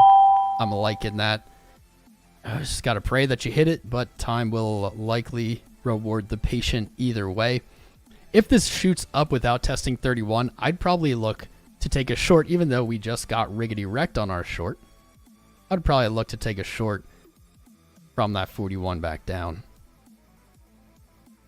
I don't know if I'll be taking that one. That's if we skip 31. But so far, Cardano showing a lot of strength. I didn't expect it. Absolutely. This is, it reached down to 24 cents. It's really just not an important level on the chart. I was definitely expecting about 14 cents when it broke 31. But the market had different opinions. Bullish engulfed on the week, up to 18%. This week, up 17%. I think 41.6 is just up next. It's on deck. It's on deck. Let's go. Set your alerts.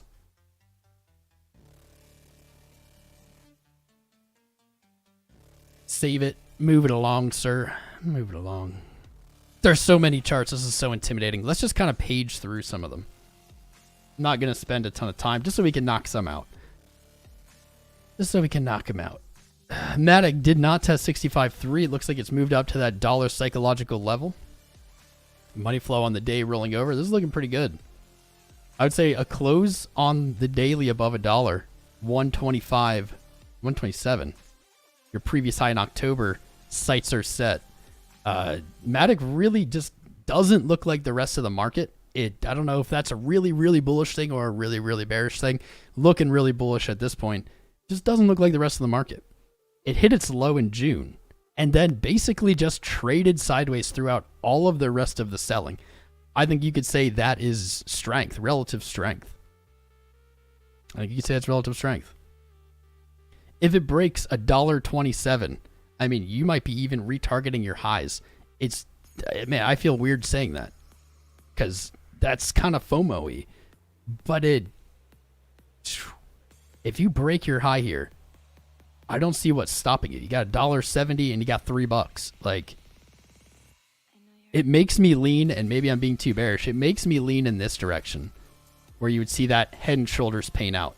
Mostly because this just didn't go near its low again. Almost everything else did.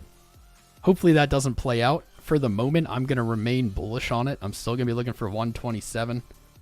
If we get it, things are looking really good for Matic. It's weird. Matic was one of my biggest gainers last year. I think I'm still up like 5,000% or something on Matic. It's wild. I owned a very small amount of Matic that turned into a large amount of Matic. The story of crypto. What's up next? Gold and silver. Gold traded to, this was on Friday, 1,920. Holy shit. If this isn't, I don't know, a foreshadowing of the Fed pivot, I don't know what is.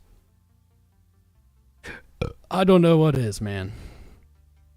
Your high trend and your high resistance just above 2,000. Gold doesn't really seem to be taking a break here. RSI's back up, hasn't exceeded that high back here, and it is just freaking raging. I never would have saw this coming. Never would have saw it coming. You had bearish divergence, so here's a good little lesson. We had bearish divergence on our highs. Right here on gold, we even looked at this and said, this is potentially bearish divergence. You have bearish divergence on your highs. Your RSI is coming down. Your highs were coming up. However, gold pulled the crypto move, the one we're looking for, which is, yeah, bearish divergence, but then you continue to push RSI up, you break your highs, and now that bearish divergence fades away. Gold is really set up. I'm not sure if I want to say new all-time highs this year on gold. It does look like that right now. That might be a little too I don't know, energetic, too positive. But you've broken your 618 retrace. I mean, really, your next line, your next resistance is higher above, just underneath 2,000. I don't know if it's going to break. I don't know. You know what? Maybe this actually is looking. This kind of looks like that. This kind of looks like that stock market sell-off in like 2008. Huh.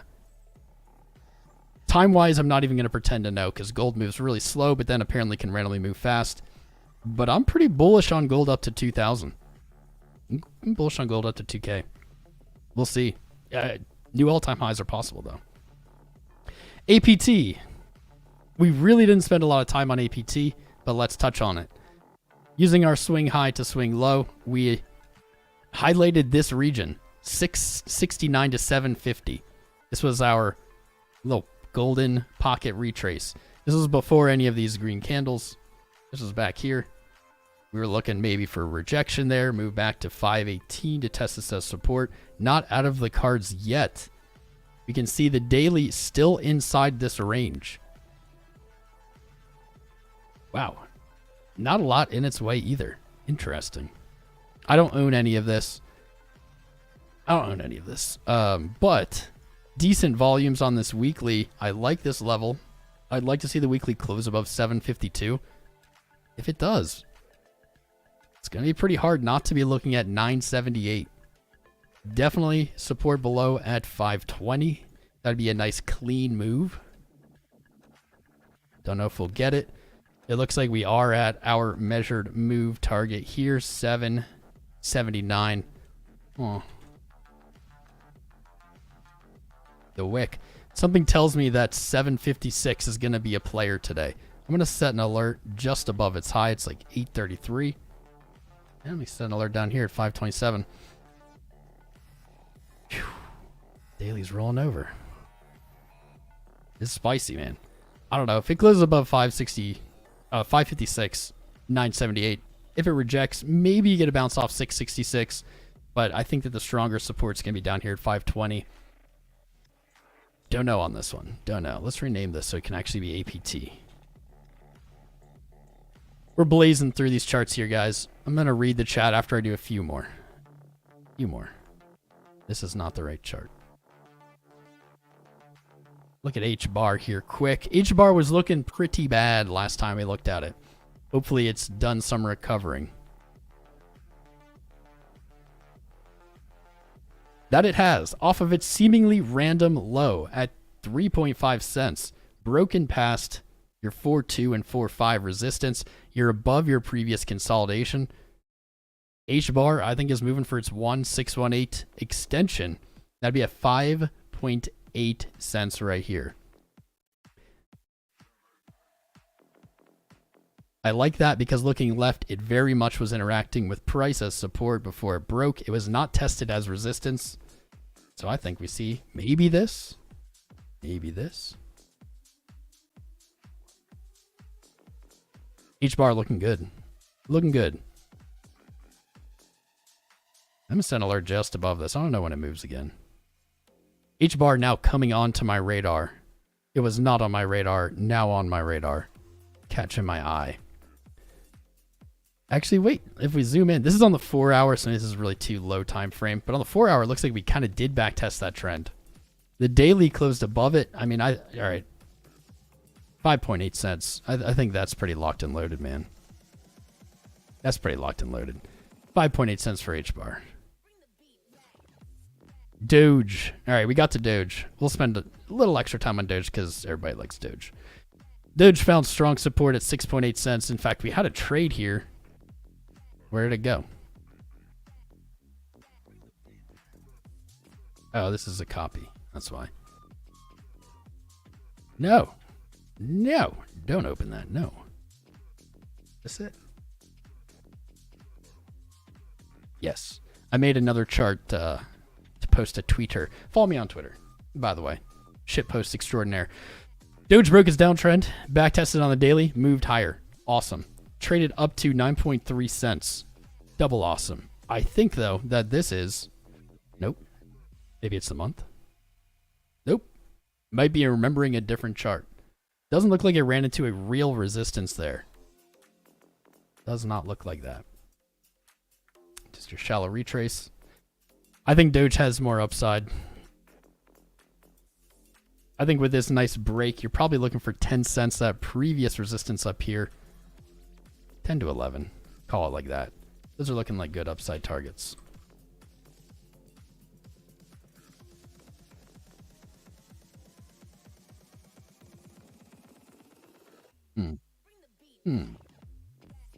VWAP looks better than a lot of charts here on the day.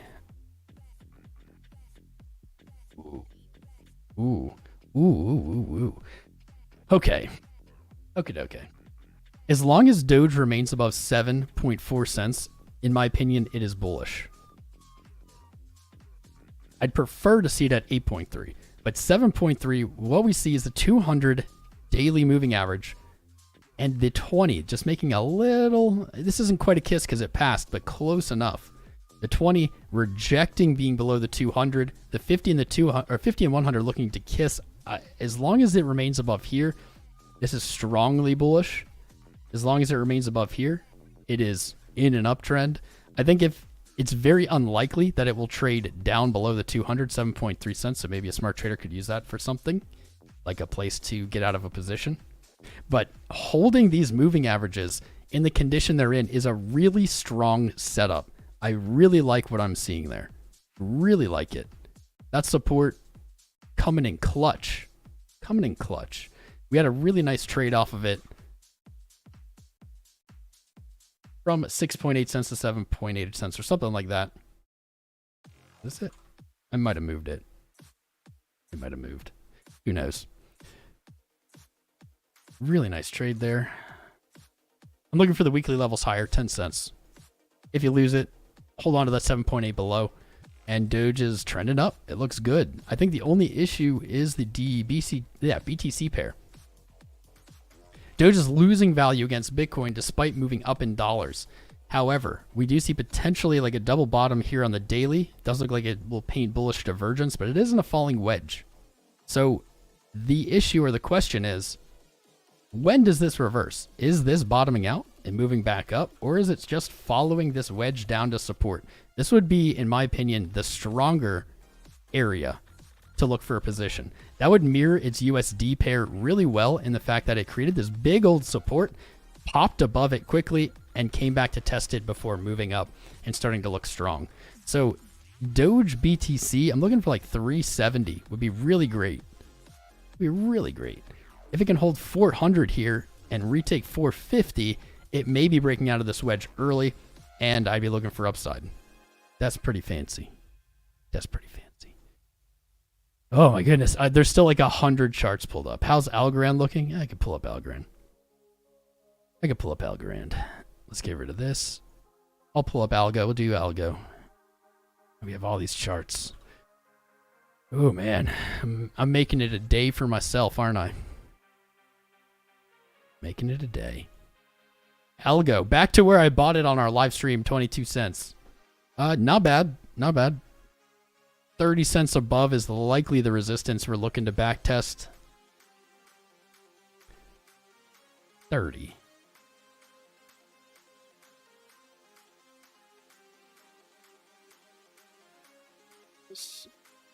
You can see that's basically the price action we were looking for. Nah, really didn't get the pullbacks that we were hoping for. 22 cents running in here. RSI is up, but it is not higher than its previous high. That's a good sign. Money flow rolling over.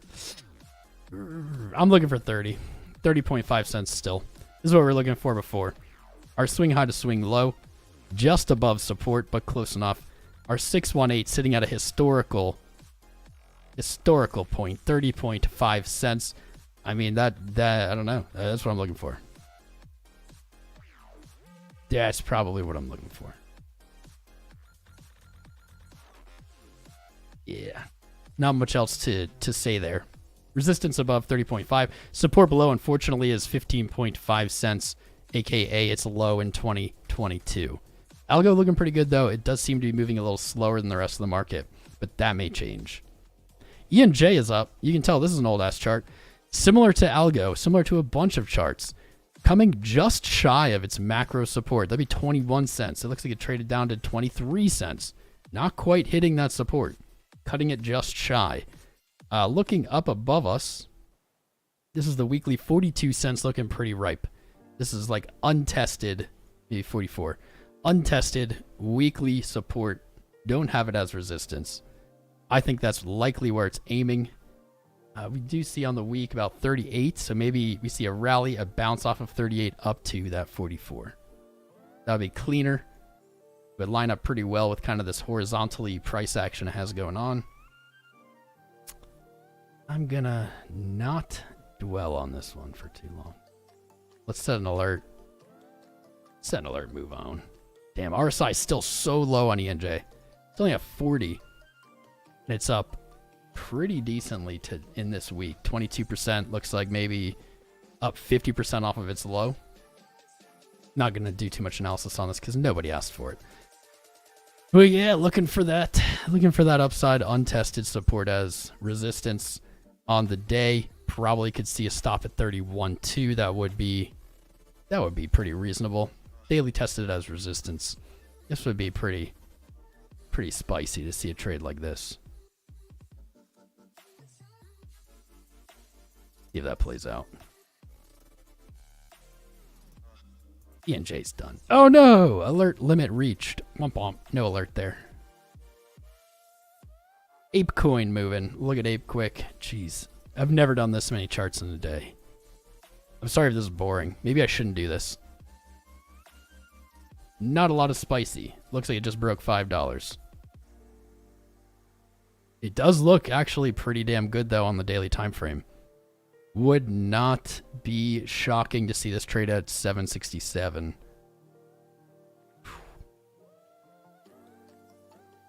Maybe even like 9 something. It's not as spicy as I thought, so we'll move it on. Wave's doing interesting things against BTC. I was threatened by these top wicks, but price seems to be trudging forward. Let's take a look at the dollar pair. Boom. Boom. Broke out of that kind of descending pattern. Looks like it's reaching for 230, 230-ish, something like that. We have a lot of trend lines converging there right on this daily candle. Would not be surprising to see that tested. I can't put more alerts. Back. Fudge. I need to cut down how many alerts I have. Below you support 162. All right, let's just go through the charts like that. There's too many. HNT, we had this trade set up. It never hit. From $1.43, we were looking for like $10 upside. That'd be like like a 5x. What I see here on a first look is we have a nice rally on HNT on the week. It has brought us to that descending high trend and back to previous support at like 338. Weekly might be giving the first signs of rolling over. I think there's a lot of potential upside here. I don't own any HNT, but a break of this descending high trend, I think you really do move back to like $10 pretty quickly. Pretty quickly. Support below you, 142, untested. If we do reject from this trend line, that's likely where we're going to look for a slightly lower low with maybe a higher RSI, kind of painting that bullish divergence. Rapid fire charts today. This is a nightmare. This is a really old chart on FMT. Let's scroll this over to the week. That looks pretty solid. Unlike many of the charts we just looked at, these have like real supports that they've hit. We see that 19 cents on the weekly. Below that is much, much lower. Right there. I see it right there. Much, much lower at like 2.6 cents. I think this is a pretty good risk to reward. I see a good risk to reward here. I could see a long maybe from 27 cents looking to play an inverted head and shoulders here on the week. So this could take some time. Basically looking for a stop just below that test of support, targeting upside at our previous resistance. Maybe that's even too low. We may even be able to play this up to like $1.13. We can move our stop down. That's looking pretty juicy. FTM does have some resistance at 38.7 that it hasn't tested yet. And maybe, just maybe, that's what happens. Maybe, just maybe. Too much up here. Ding dong. Ding dong. Got too wrapped up in price up here. Okay. FTM, I actually don't think I own it, but that is an interesting, this is an interesting chart. You have a really defined invalidation level. You have a weekly inverse head and shoulders setup. You've already broken the neckline. You're just waiting on the back test. I think that there's some fancy trades to be made there. I hope you guys nail them. Oh gosh, Dot. Who's shorting? Somebody's shorting. Or it's just all the shorts getting squeezed. We were looking for that $5 upside on Dot. It hit it. We were looking for 630. It hit it. Is it done? Is it done? I don't know. I don't think so. That RSI is very high. To invalidate bearish divergence, we're looking for 742. Now, this is kind of stupid, but just to give you kind of an idea of what you could do is, well, we have these big rallies with potential bearish divergence. So what can we do? We can set our stops at the place that would invalidate that bearish divergence for Dot. That's going to be like 742. And we can look to target either the previous support or a higher support that has been tested or not tested yet. This is a terrible risk to reward, but it's the idea, not the actual trade we're looking for. I do think this is going to move to 742, but instead of market ordering along into a huge rally, you're looking to play the advantage side, which is obviously going to be down. That doesn't mean it has to go down, but that's going to hold the statistical edge. Just absolutely. Absolutely. What else could go on here? What else is happening on this chart? Anything? Right to that 618. Dot's chart, though. It dug deep into this initial traded zone at like $3 when it first started trading. It's finding support. This is like a real bottom. This looks like a real bottom. Not a lot of charts are giving us this. I wish more charts could be this friendly. I wish. Not a lot of resistance when we're looking at from a macro scale. Maybe like $17 above you. 1050. That's kind of the big ones on the way up. Each one of these is going to be its kind of own little individual battle. But this is looking pretty good. It's back in its support zone, back in liquidity. It's painted out this awful pattern. Let's see a retracement. We look to our high to our low here. Where does that set us up for? There's so many freaking lines here. Get rid of all this.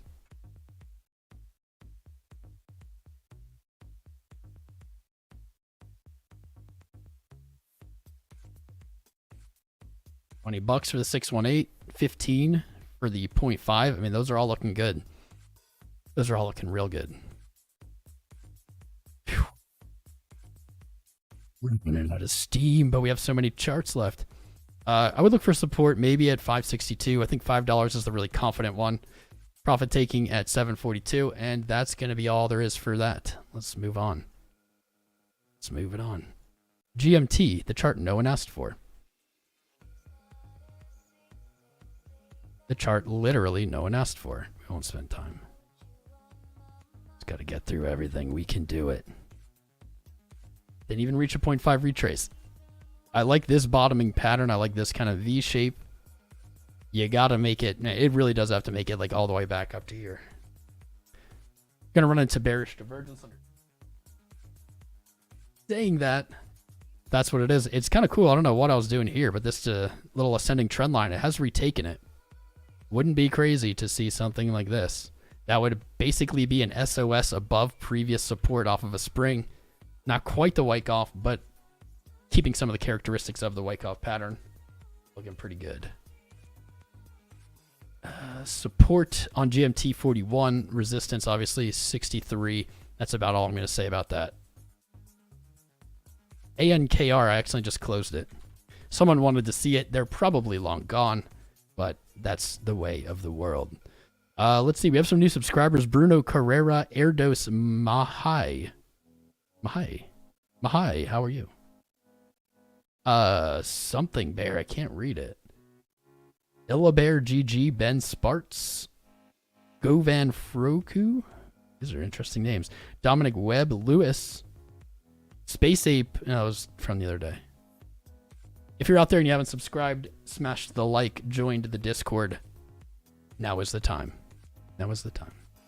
Join us. We're getting to 100K subscribers before Bitcoin hits 100K. That's our goal. And we're going to make it. We're on course if you help out. ANKR, we looked at this the other stream. I said it looks beautiful. You have this really big bear market price action. Lots of trading volume. You pop out to a new high, and it's come back down almost perfectly. No, actually perfectly. On the week to test that as support. We'll get rid of this. Upside resistance is at 27 cents. Above that, 48 cents. I'm thinking 28 cents is pretty locked and loaded here. RSI is still so good. This actually is very juicy. RSI is very good. I'm looking for a move. 27.10. That was previous support. Let's test it as resistance. Let's break it. Let's move to 48 and then back test 27 and make a pretty little staircase to ride back up. Good for me. UNT, I got an alert. I just wanted to check it out. I don't know if it's even moving. I had my alert set pretty tight.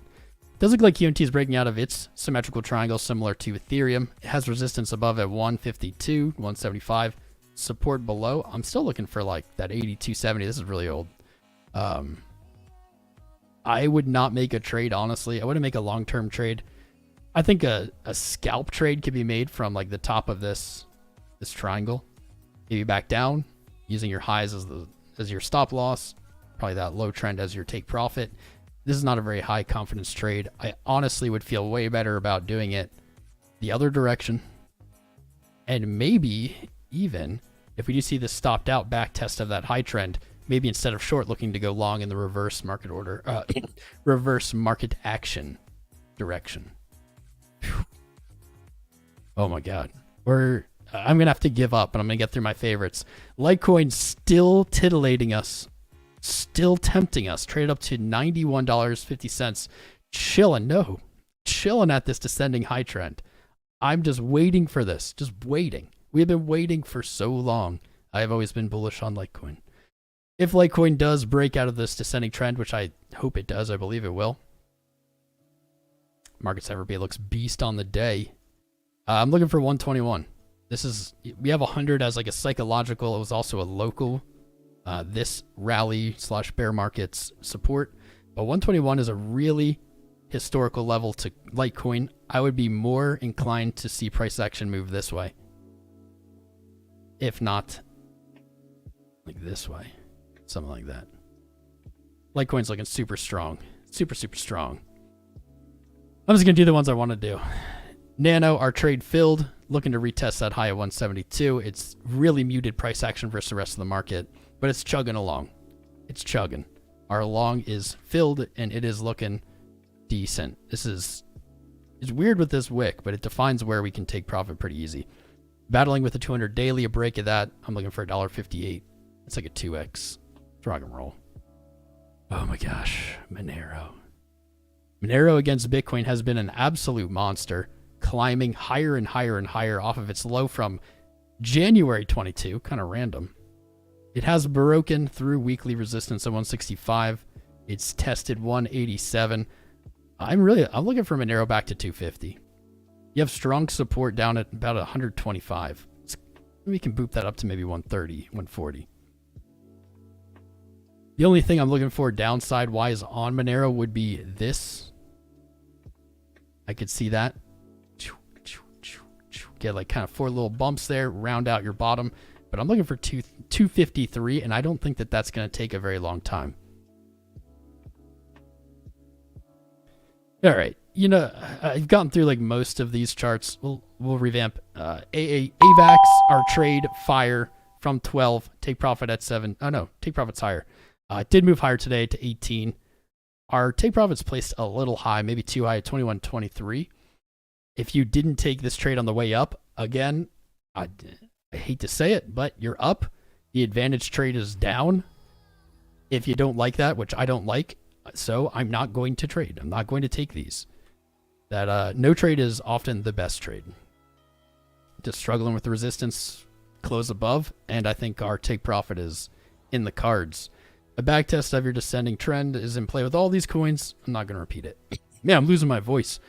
I've been gunning. You know what? Let's just pull up some of these and look at them. No comment. LRC at resistance. ICP following the TA. Let's move these over. 535. Ooh, it did hit. We hit our support. So maybe we get a pullback to our now potential. Sorry. We had a hit of our resistance like we were looking for. Maybe we get a hit on support like we were looking for. Or maybe it blasts off. Back test 535. This chart's looking pretty good, actually. From the murky muck, ICP's looking pretty good. All right. You know what? No, I'm done. I did too much talking. Not enough chat reading. Bitcoin just hanging out here, doing nothing. Sorry, chat. I'm here. Let me read. Zakir Ahmed, I think you asked for this last time. I'm going to pull this up, but like, dude, I just pounded. Do you mean Trust Wallet, not Twitter? And you mean Trust Wallet. And so I put it up, and it's Apple. Sure. I think you asked for this the last stream too. My bad. Is this the whole history? If this is the whole history, it's kind of good looking. This actually looks pretty good. This is very different. Very different from everything else we just looked at. Having trouble identifying where this is, but I see something spicy. Maybe it's right here. 136. I like this. This reminds me actually of Crow a long time ago. Except Crow didn't come back and test it. It went all the way up to like dollars and then came down. I'm liking this weekly low at 136. I see a pretty clean ascending low flat top pattern. This might be the back test of said flat top. I think there's a hugely advantaged trade here. So good eye. Good eye, my friend. Where you would look to stop is really up to you. I'm going to take it kind of clean here. Man, you could go even higher. 5 to 1. Arguing like 4. This is spicy. If this isn't the whole history, maybe there's, wow. maybe there's like something else that would change my mind. But if this is the whole history, this is looking pretty good. This is looking pretty good to like 383. You could definitely play this way more conservatively, and that's probably how I would play it, especially if I was using leverage. By just using your local low there, it's like 120 or something as your stop. I think there's a hugely advantaged trade. I'm going to leave it like this because all my trades are intended to be spot that I do here live, and they're all hypothetical. They're not financial advice. Please don't just copy them. You'll lose money. But this looks pretty cool, man. I'm actually surprised. I did it. If Bitcoin hangs here for a while, alt's going to moon. Very possible. That's what we've seen in previous cycles. Hopefully we see it again. BTC is making bacon pancakes, making pancakes, putting bacon in the pancakes, something like that. Bitcoin currently forming the gorilla's nostrils.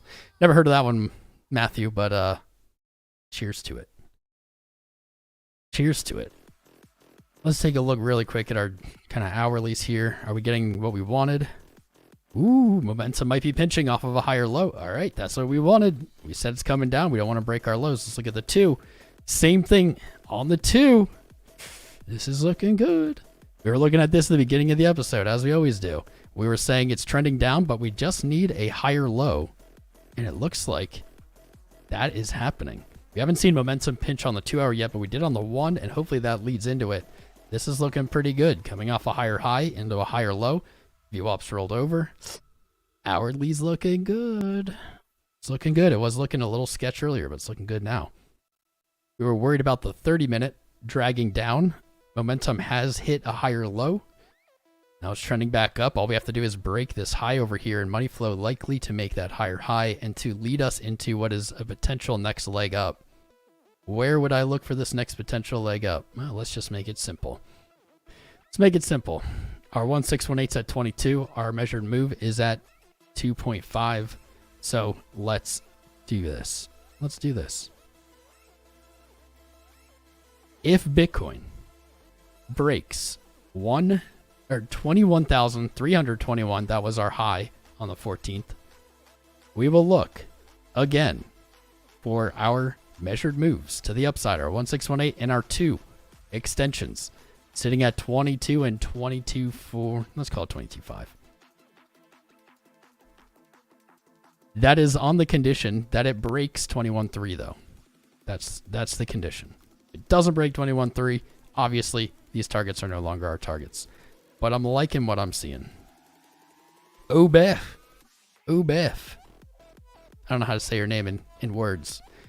Renewing the broship for 8 months, my man. What a G. Honestly, with the way this looks, though, I think we're looking for that measured move.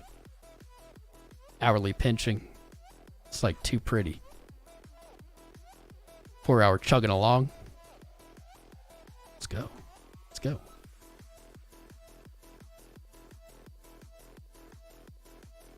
Vet. Sorry, guys. I missed Vet.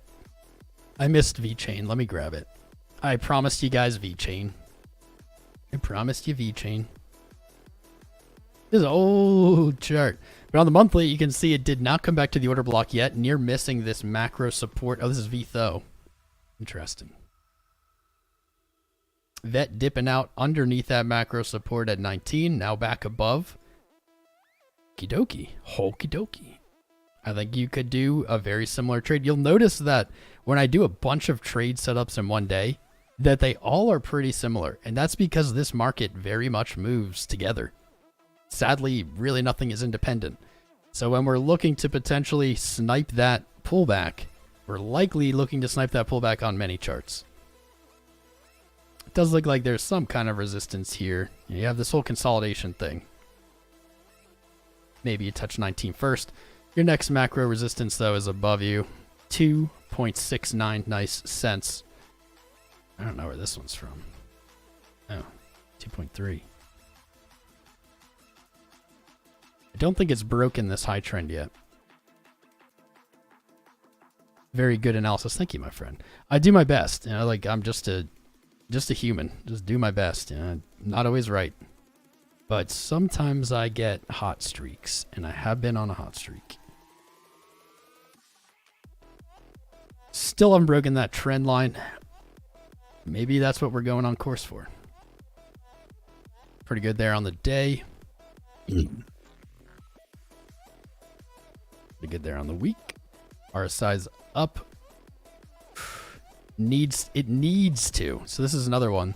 On the week, it needs to reach that 33.4 cents. Maybe it does it like this. I could see that. Could just, like lots of stuff has, just be moving up. Then you get the pullback. But it needs to get up here to eliminate this problem. The problem being your RSI is higher than your previous highs, but your price is lower. That's on the weekly time frame. On the daily time frame, telling the same story. Literally the exact same story. But on the day, it really only needs that 2.69. So this is definitely what I'm looking for. I don't know how that's going to happen, as we never do. But a pullback to 1.93 would be a really clean trade. Really clean trade. But really clean trades don't always get filled. There's Vet. Holy crap, I'm losing my voice. Likes or no pump. Sylv, another OG's back. What's up, Crypto Billy, my friend? What do you think about PYR? We're kind of running out of juice on charts, man. We've done like, I don't know, 2 dozen, maybe. But PYR, right into our zone. Boom. Didn't get the pullback. We did get this long off of the low. Now it's back to its 618. If it breaks $4, I think you're, I can't say more alerts. Breaks $4, I think you're looking for that full retracement to 528. If you reject here, look for support below. Likely a position to be taken around that 330 area. We never tested 305 or like $3 flat. Still likely a good area. But you're right at that 0.5 to 618. That is usually when we see things kind of keel over. But we haven't really been seeing that. We haven't been seeing that lately.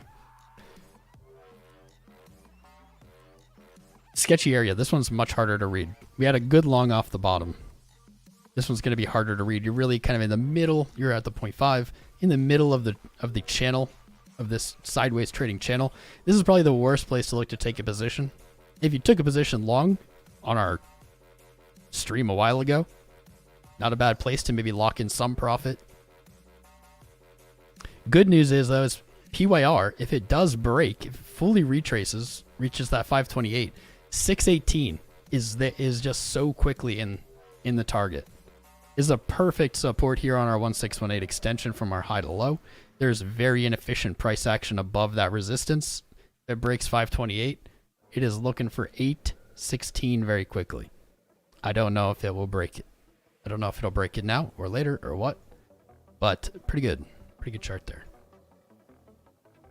Oh man. How long have we been live? 2+ hours. You guys let me ramble for 2+ hours. You didn't even say anything. No, I'm just kidding. You probably did, and I wasn't reading. My bad. My bad. We started at 1:30. It is now 3:45. We've been on for over 2 hours. Holy shit. If you've been watching this for 2 hours, congrats to you. You are a champion of analysis. You are God. Ooh. Love you, fam. What did we not hit? Ooh, we'll go over Ethereum Classic really quick. Hit our target from 1920. Boom. Right into that 0.5 retrace horizontal resistance. Is it topped out though? Dunno. Support below you at 1919 or 1991 resistance right in this zone. We hit it, we tapped, it's selling off a little bit. I'm not super bullish on Ethereum Classic overall, but I don't know. If we do see continued upside, our 618 retrace is just under $30. That'd be a good target as well. If you break 45, you're looking to go back to all-time highs, basically. You break 45, you make that full retrace, you got $70, and then nothing above that, really. The all-time high, 179. Our measured move, 142.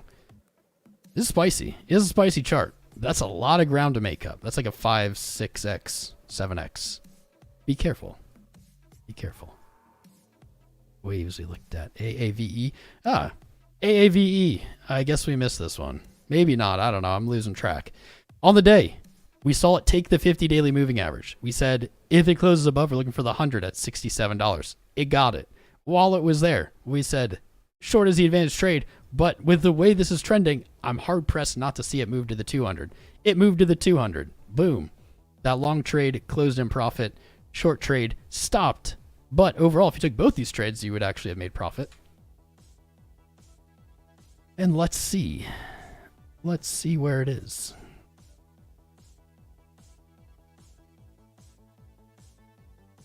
$618. Son of a bitch. Right at the 618. Very sketchy place to look to go long. Again, short's the advantage trade. As much as I don't want to keep doing them, they keep getting wrecked. Maybe back down to the 100. Not a very good risk to reward. So in all honesty, I just wouldn't do this. But what you're doing in this is, well, 200, significant. Likely to find sellers at the 200. Maybe you move back down to the 100, find buyers. And that is basically maybe going, yeah, I can see this. Painting out a bull flag as your 50, your 20, and your 100 all look to converge for a very powerful setup on the day that I would be hard-pressed to not see launch this higher. Whew. I'm going to lose my voice if I don't stop speaking. I didn't think we looked at Mana. Mana just taking names, bro. Back up above 60 cents. That was your previous support. Breaking through his resistance. I want to see it close above there. If it does, man, a buck, a dollar, looking pretty good. Whew. I almost didn't stream today, but I had to because I didn't yesterday, and it was scheduled. And it's so spicy, I just wanted to come gush about all these freaking charts moving up. Feels freaking great. Did I do Litecoin? I did. Can't do them all over again. This is what I'm looking for. Thank you, Jahan. Kobasu Inu. We see some random bots coming in talking about it, guys. Pro tip. In crypto, when you see bots spamming about a coin, 999 times out of 1,000, it's a scam or a pump and dump. Just be wary. Real coins don't need to spam bot, right? Pump and dumps need to spam bot. Real coins have legs to build on. Harmony 1 not looking terrible. Good suggestion. Back to the 200 daily. Retook all of its major moving averages. Definitely could see some consolidation here. Kind of the same thing as what we just looked at. Maybe you come back to that 100, like AVAX. Maybe you start flagging out above previous resistance. Or you could come back down to the 50, paint an inverse head and shoulders. But I think this looks pretty solid right here. You do have a pretty clear path upward if you make that. You make that move. Pretty clear path upward. Probably to around 30 cents, 2x. See that? Could see that. I've done too many charts. I'm losing my voice. Take a bag of Kabuso Inu and talk later. Nah, fam. Nah, I'm good. Pump my sausage coin, no S. Sausage coin. Audio chart. Pull it up. I don't think I can do any more charts. I'll pull it up, see what we got. Not bad.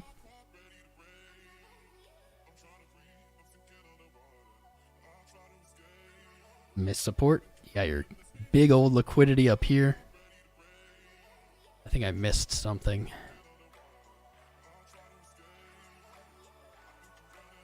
There, 31. 31 cents, likely same as this descending high trend. Yup.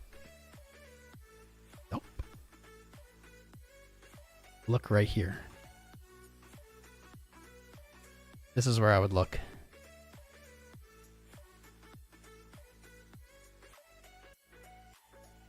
End of the month, January 28th. 31 cents.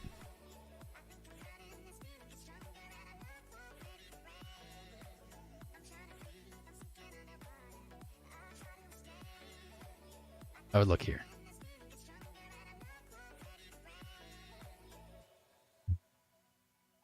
Does look like it's, I mean, it's following the bottoming pattern everything else has, at least for now. Use a teleprompter. Quick glance in here. Okay. By the way, Pickle, you definitely don't have to keep timestamping. This is way too many. Too many options. Thanks for ignoring your super chat a-hole. Ice Mike.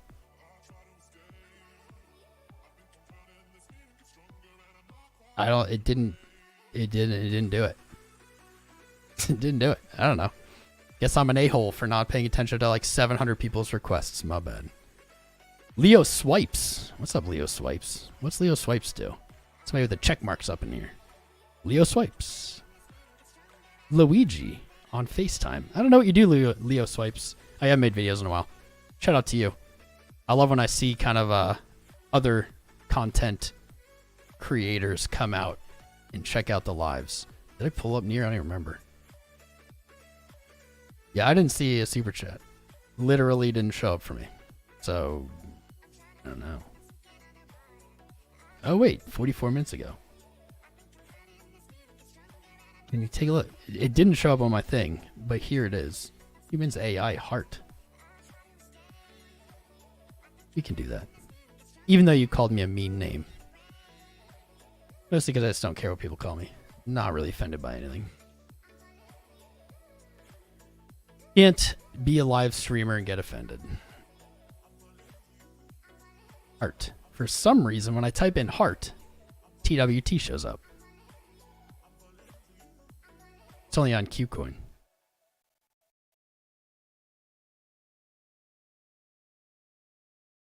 Nice volume. Nice volume on the day.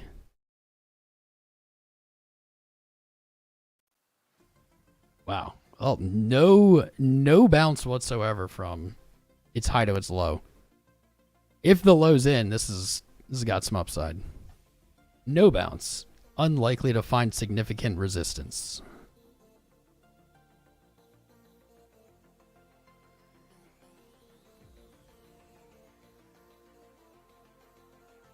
See resistance at 20 cents. Which keeps... Why do these keep going away? Can stop. There we go.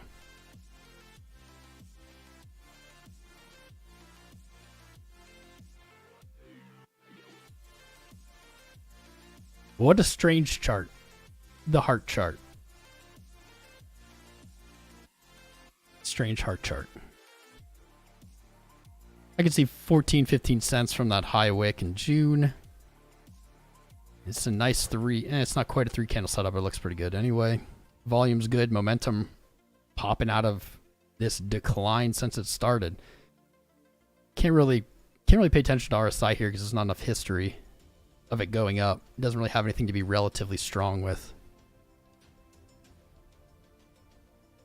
Say this, man. If you held on to this, you've got some diamond hands.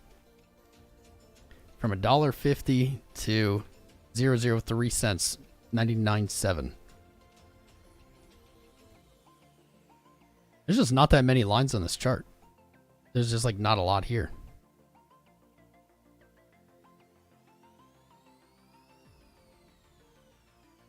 This is where your liquidity is. 15 to 20 cents. You've got resistance right here. This would make sense to move to. Makes sense.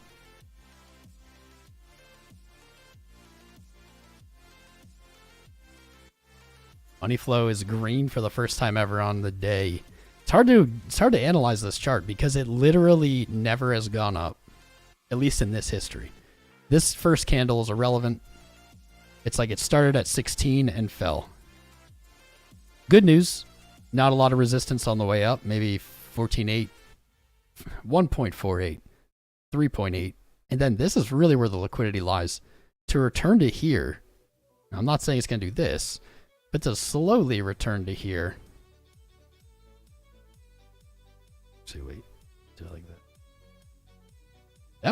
That would not look too bad. There's not a lot of resistance. Like, these are the levels I would look for to interact with.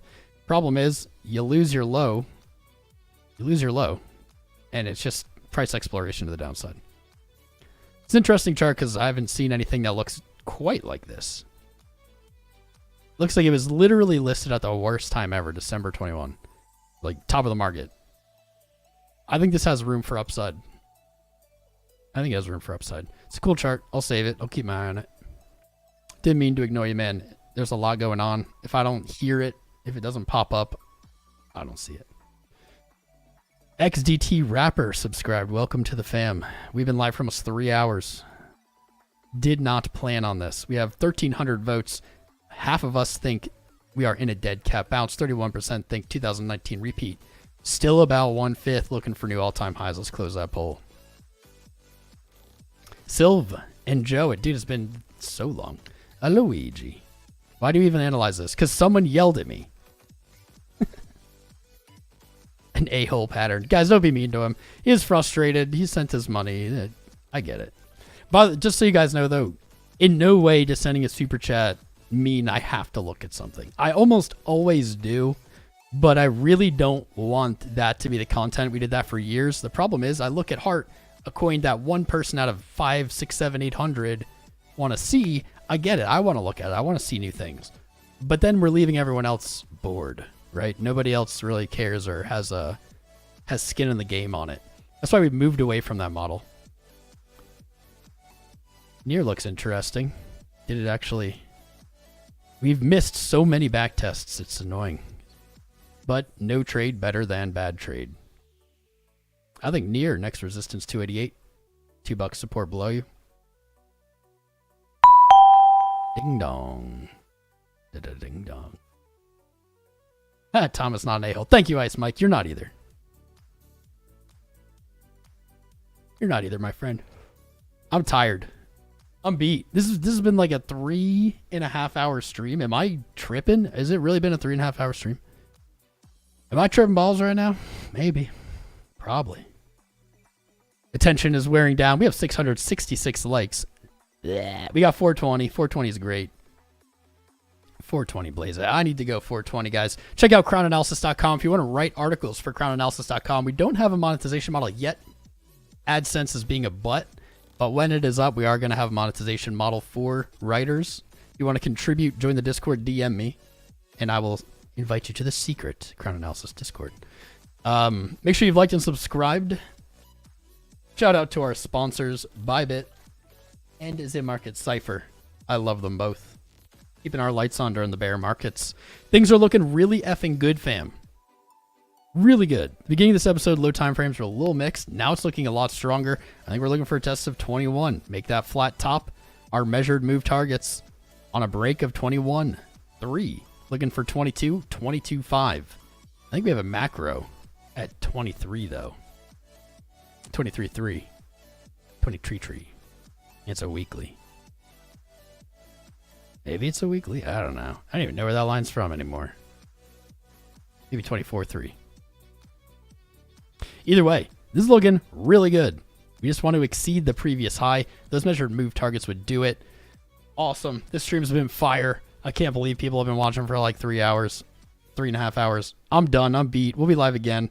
Make sure you join the Discord, discord.gg/TomCrown. See, I can't even speak. I can't even speak right now. I've said too many words. That's my time. That's my sign. Bitcoin's looking good in short time frames. I'll be updating you guys on Discord, on Twitter. And we'll be live again very soon. Join, follow. You know the jam. It's Saturday. We'll be live again on Monday, maybe earlier. Maybe we'll be live again if we get a crazy breakout. Time will tell. All right, that's all.